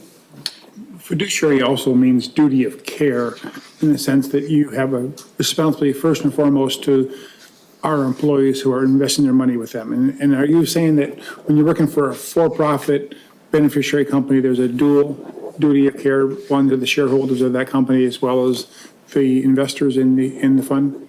Yeah, I'll clarify that we are a private company, but we operate as a not-for-profit. And that being said, yes, that full fiduciary control, or really responsibility, would be we are responsible for the education, we are responsible for doing those fee comparisons often, and then every decision our investment board and our board makes, our board operates as you do, and it actually is made up of participants, retiree participants, employer participants, and employee participants. Every decision they make about all of our plans have to be in the best interest of the investor, the employees. So yes, we have to make sure that we're out here for education, at least offering it, that we are doing our due diligence for all of our plans on a consistent basis. Clerk Guthrie. Thank you, Madam Supervisor. So I understand the issues because, I'm a department director. And so I understand the difference. I understand what's happened, what happened while ICMA, while I was under ICMA, and what was happening with my funds as a employee. I understand what's been happening under Mission Square. But as a township elected official, sitting up here with that official hat on today, making a decision for the employees minus the firefighters, for the employees of Meridian Township on this new retirement program, it's hard to make that decision or have a discussion about it with a one sentence memo without having any additional information. There's no comparison. I don't have anything to compare MERS with Mission Square. I don't have any number. I don't have any financials. I don't have anything in front of me. And so it's hard as a person who's voting on this to have a discussion without having any supplemental information to have a discussion about, to prepare for the meeting. So I would like to see some information about Mission Square and MERS before the next meeting, sooner rather than later, so that I can make an educated decision as a voting member of this board and be able to ask questions if needed at that time. Trustee Olson. Thank you, Madam Supervisor. I worked in benefits administration for almost 20 years in my career. And the number one thing you have to have is fiduciary responsibility. We had to exercise such care with the employees' accounts. And to me, this is not a difficult decision because the information that's been presented to us indicating that an employee, for instance, had money disappear out of her account over a weekend was so alarming to me, having been in that role in the past, that things had to change. And clearly this has been a pattern that has been going on for some time. I think MER's reputation precedes itself. They are well known throughout the state of Michigan for their fiduciary responsibilities, their good customer service, and the other aspects that you're talking about.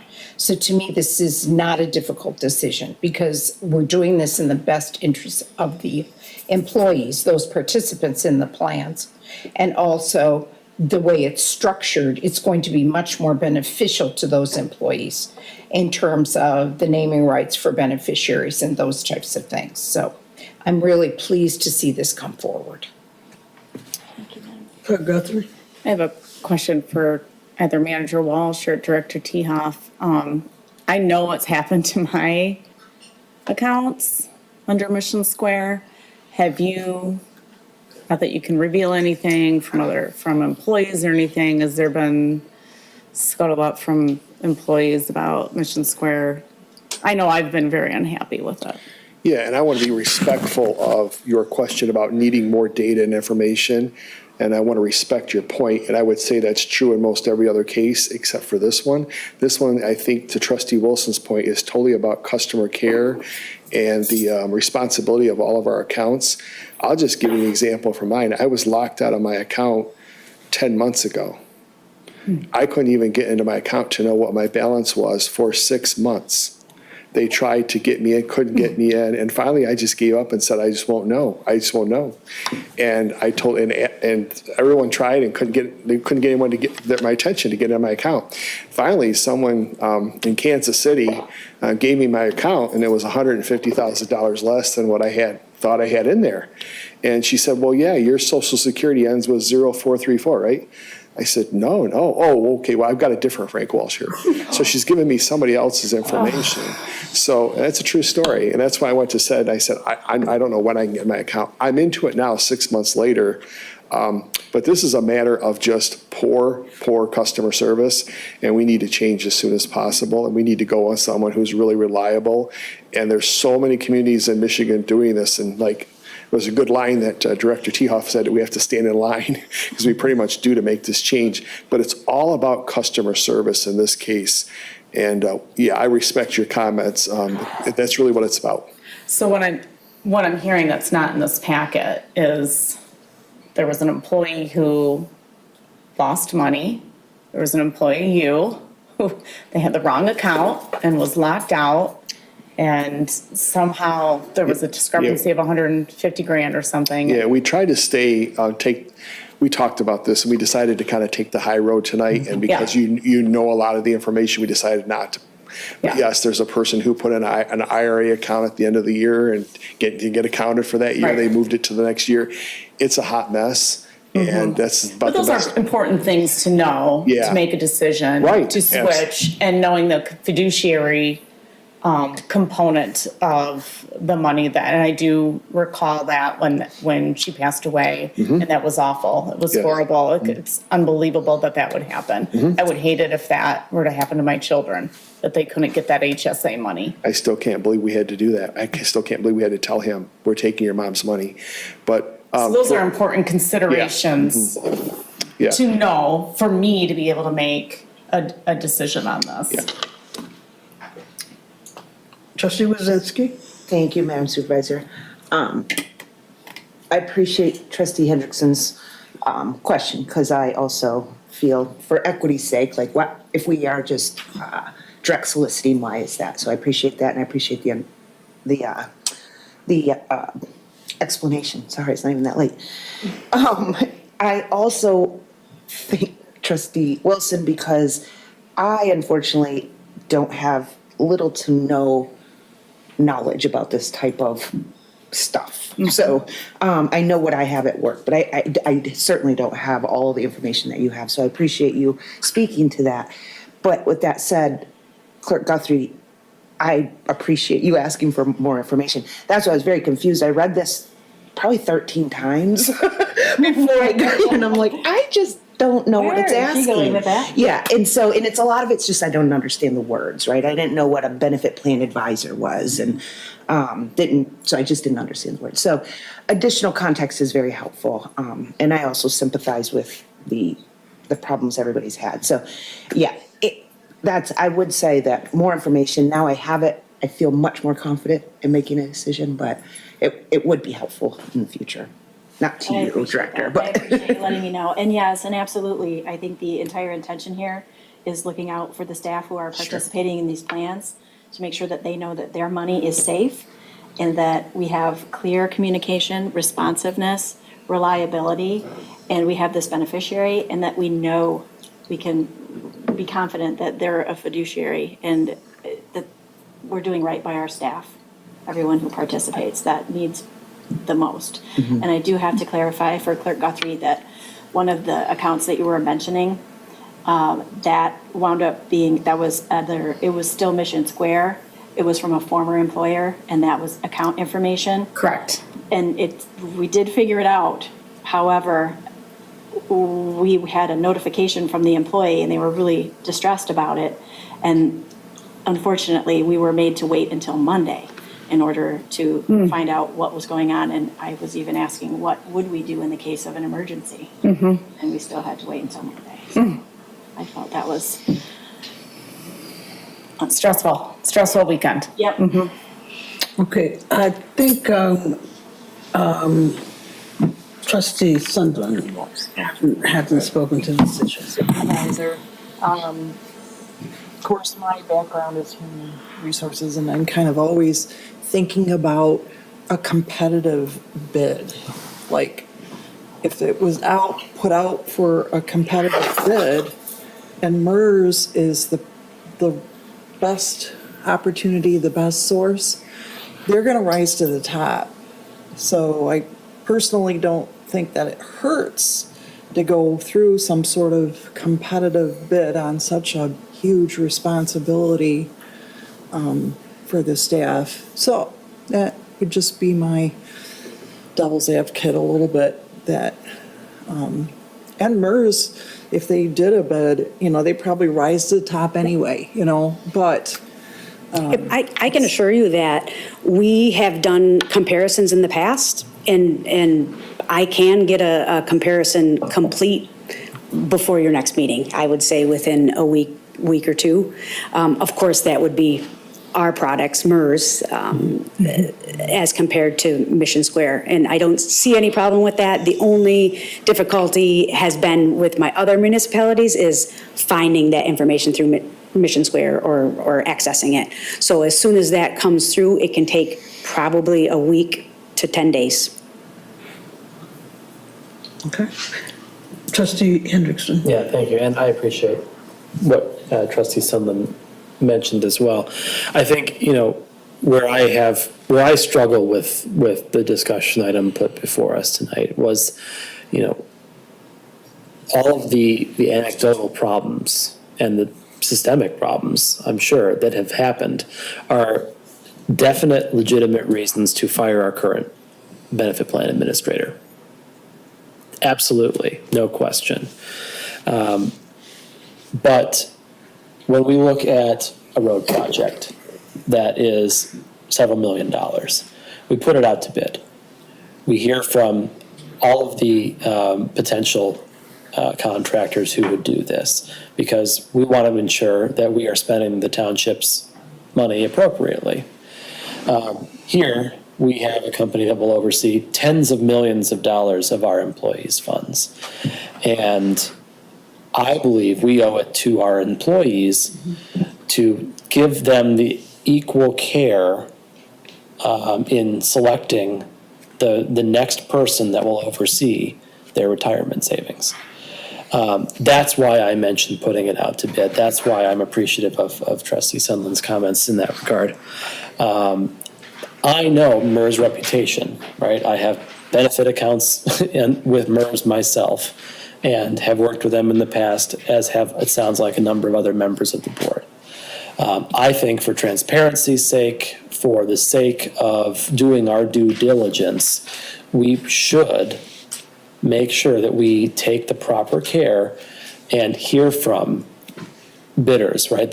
I can't say with 100% certainty, is there another fiduciary, not-for-profit organization that would be competitive and would provide equal customer care? I can't say that for sure. And I'm certain that you have an answer to that question, but you have a self-interested answer to that question. And I think, I agree. It's very likely that 2 weeks, 2 months, however long it is, MERS may very well rise to the very top of the pile when it comes to a competitive bid. But I do think it's a process that we go through for matters that are monetarily far smaller than this. And it should be, I think, something that we consider for this as well. Thank you, Trustee Hendrickson. Thank you, Trustee Sunland. I think what we were looking at had much to do with the nature and the frequency and the severity of what had been going on in very recent months. And that was probably a very big factor, because after that last incident with the notification and zero communication afterwards from Mission Square, it was so concerning. And at the time, we didn't know if their account had been hacked. We didn't know if we were in danger, if this person, if their money was just gone. And the fact that there was no response, it was really unfortunate. And I feel like, and I've been here 3 years, and I've had some really good communications with our rep. I really appreciate him. I like what he does. He comes in and he does in person. He sits down with people to talk about their accounts. But knowing that there were issues last year and system issues, they made some system changes, and that it was causing quite the burden on our payroll, on our HR administrator. She was having extreme difficulties and delays, even in information getting over. I was extremely uncomfortable. And to wait, especially with the situation that Manager Walsh had described and some of the other things that were happening in rapid succession, and then that account situation and zero communication, I was really uncomfortable on behalf of the township and our staff and their accounts, wanting to make sure that they were safe and secure. So that is the explanation for the speed of that move. Mr. Walsh? Thank you. So, if I may, I appreciate all I will tell you that if I could have done this with a swipe of a pen, it wouldn't be in front of you. That's how quickly this should be done. I would have signed off on this if we didn't need a resolution from the board. And I would agree with you, bidding out stuff is very practical. It's what we should do to be good fiduciaries of our taxpayer funds. Of course, in this case, it's our employees' funds. But this is not like taking a bid for cutting grass or paving a road. This is like we're paving a road and the contractor that's paving it just quit.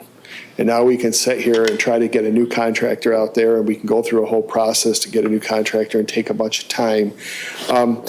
I, for one, I don't want my funds moved.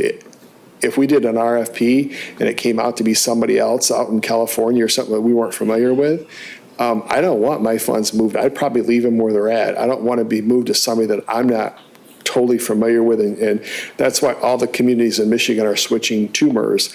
And I think we owe it to our employees to put it in the hands of someone who everyone knows and trusts. And that's what this is all about. We should, in my opinion, bidding this particular thing out does nothing for us because it's our employees' funds. It's not like we're doing a $500,000 road job and we want to make sure that we get the best price for it. I can tell you that our team members who are totally frustrated with what's going on have wanted me to act 3 months ago or 6 months ago when we couldn't access an account. There's some pretty dangerous things going on, and we should move ahead with this. In my opinion, bidding this out is not going to get us anywhere in this particular case. It's not a commodity that we're trying to save money on. This is responsibility of all of our staff member and our team members' funds, and we should be moving ahead quickly. That's my opinion. Bidding it out is, in this case, in this particular case, is not the right way to go.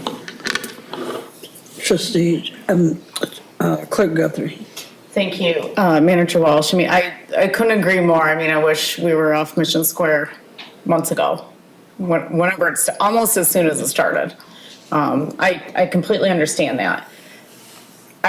I'm not in agreement with bidding it out. I get that, but I need some information to make a voting decision. I need something in front of me, that says what MERS is. What is this?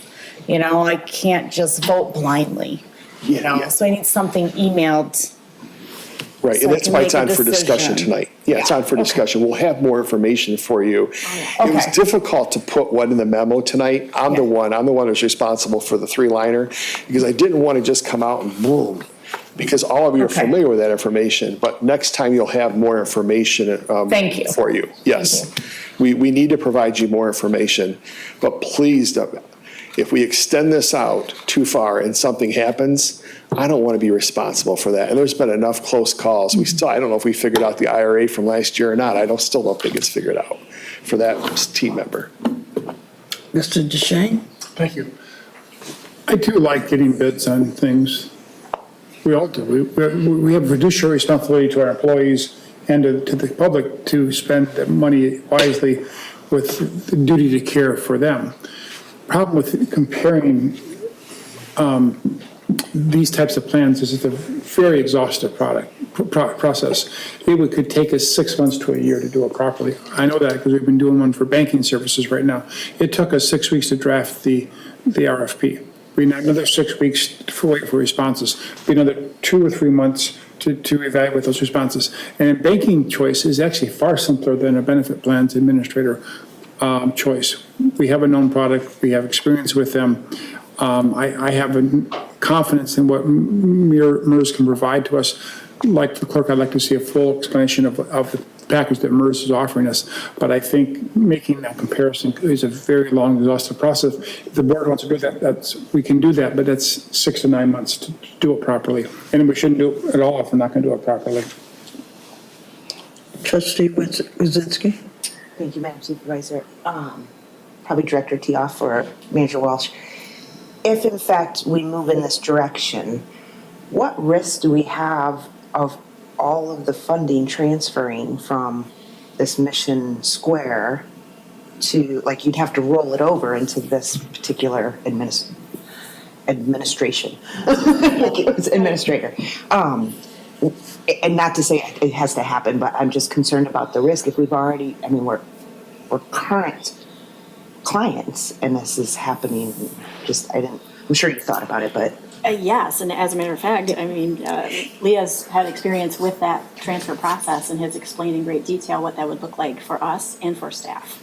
And easily describable in advance so people know what's going to happen.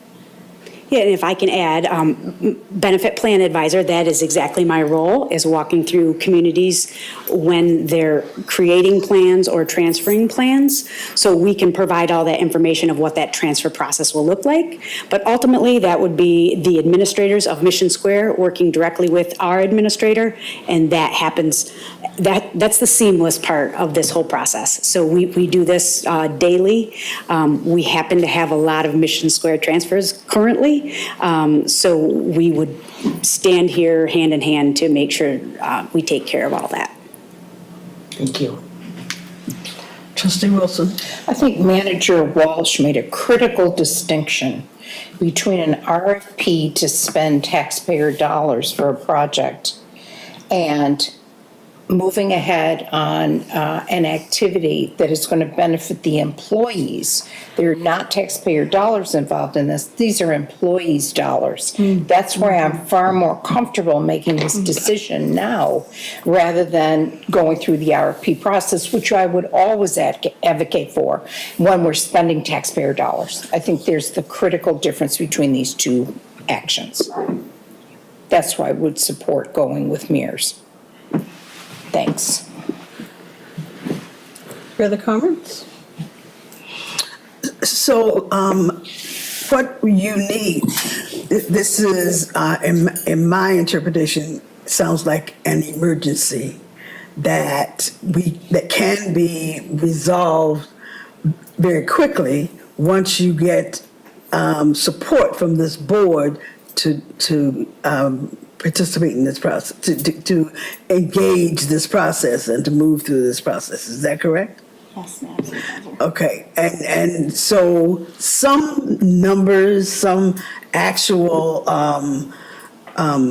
factual information in support of this proposal is available and can be brought to us by our next meeting. Absolutely, yes. So I think that this board would like to see that, and with the understanding that there is some need for speed and addressing this issue as quickly as possible for the benefit of our employees. We would be most grateful for your consideration.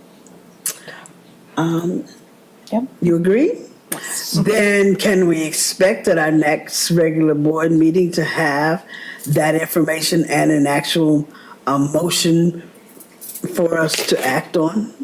I believe I already have everything from Leah that I can forward to you tomorrow. It's got we have all of the detail. Okay. All of the plan information and the transfer information and exactly which pieces, which plans we participate in. Then I think we would appreciate getting that.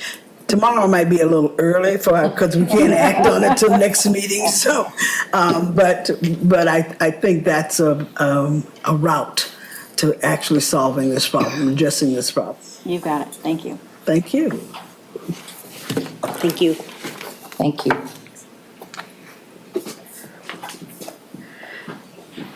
We now come to item 14, comments from the public. Are there members of the public who would like to speak to the board at this time?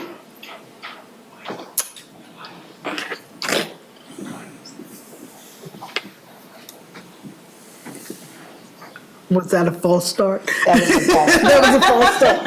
Okay. Seeing none, then we'll move to item 15, other matters and board member comments. Mr. Hendrickson. Thank you, Madam Supervisor. I did want to bring up one additional item that we don't have to make a decision on right now, but I think may merit some discussion in the future, which is the distribution of board packets. Currently, we receive our board packets on Friday afternoons toward the end of the business day. It's been an issue of mine for a little while because I like to make sure that I've got time to read through it and ask questions of directors or Director or Manager Walsh or others related to information that's in that packet prior to the meeting. And so receiving it at 5 p.m. on a Friday necessitates that those questions come on the weekend. And then I feel bad because I'm the jerk that's emailing a bunch of people on the weekend and expecting responses. Or the expectation is implied, even if I didn't expect it.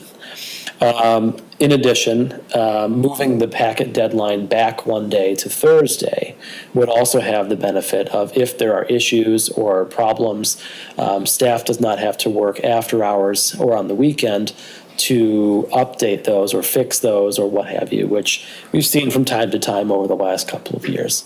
So something that I would like to see, if possible, would be to move the deadline back one day to Thursday so that we can hopefully reap the benefits of the two things I just mentioned.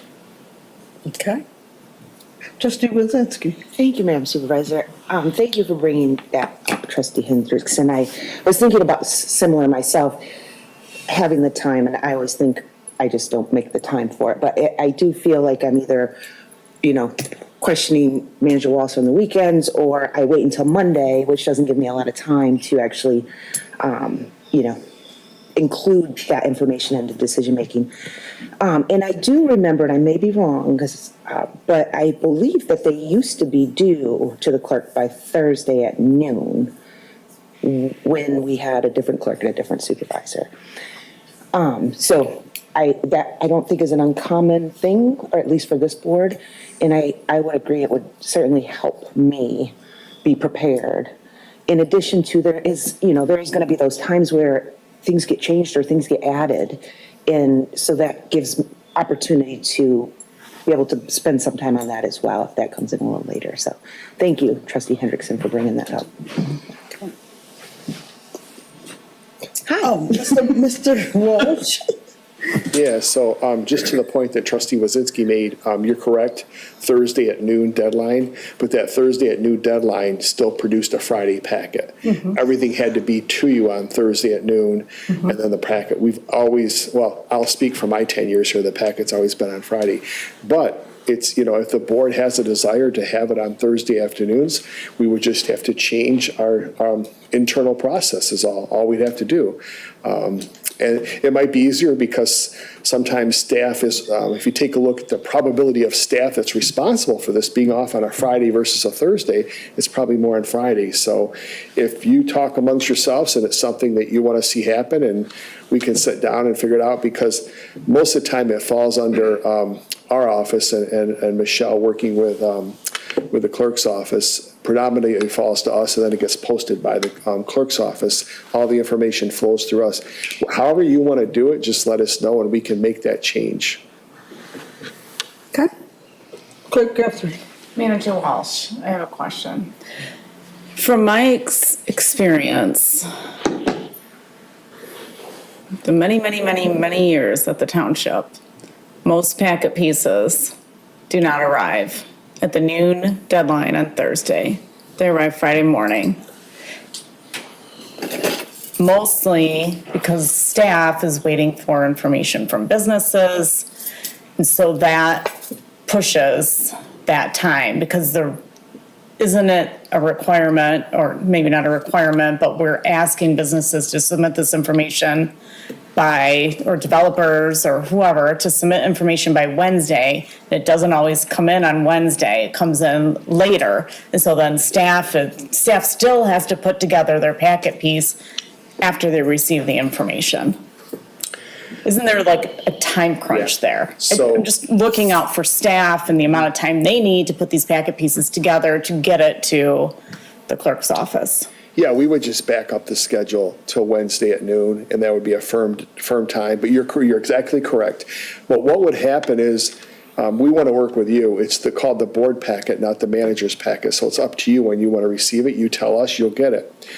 But one thing to keep in mind that you have to be aware of and cognizant of is that there will be more times when you get information like the back supportive materials that won't be in that because people aren't, to the clerk's point, it's not us, we're waiting for it from other entities, and we don't have it on time, so there might be information you're getting later that's supportive of the material. As long as you're okay with that happening a little bit more often than it happens now. It doesn't happen a lot, but it'll happen a little bit more. But if you want to have them on Thursday afternoons, we just have to reconfigure how we do things. That's all.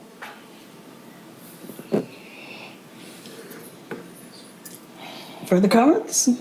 I want to make one further comment, if I may. Thank you, Madam Supervisor. And it takes time to redo the packet every time a packet. So if the packet is complete and you upload it to the website, you upload it to the OneDrive, you bookmark all the agenda items, and the packet pieces aren't in there, you then have to redo the packet. You're redoing the work. You're doing it over again for an additional packet piece that comes in late, not because of staff, but because we're waiting for the information.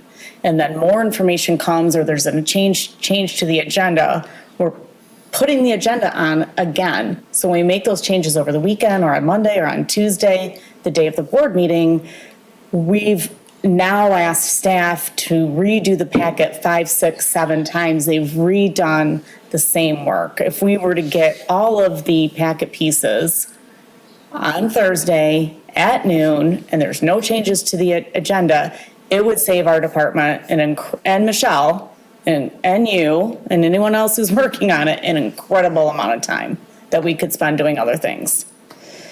Just wanted to make that comment.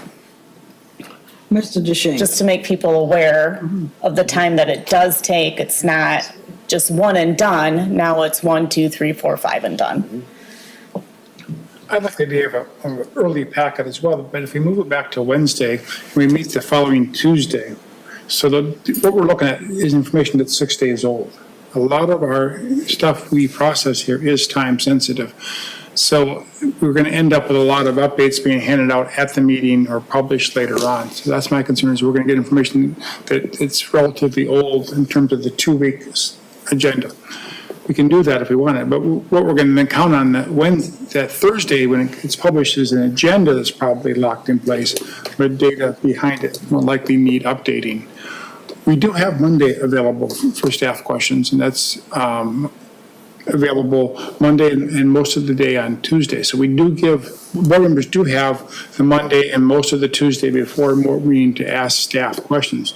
We did have issues in the past where board members are asking staff questions at 5 p.m. on Tuesday, which is not acceptable.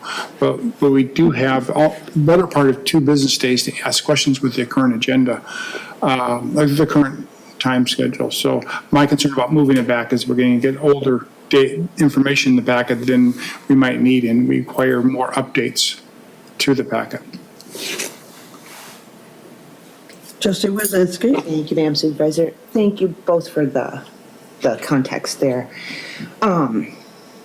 I mean, is it possible we can make it mandatory? Have your material to us on Thursday by noon or Wednesday by noon? And if it's not in there, it's not in there. I get that there's going to be some cases where, but if we require it and we have businesses that aren't providing us the information, then they go on the next meeting. You know, I'm not suggesting we're doing anything wrong. I'm just suggesting that we could have some process improvement that would allow me specifically be better at my job.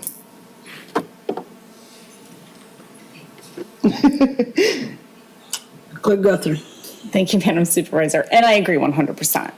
I do. I would love to have packet pieces due Wednesday. I would love more time to look at the packet. I completely agree.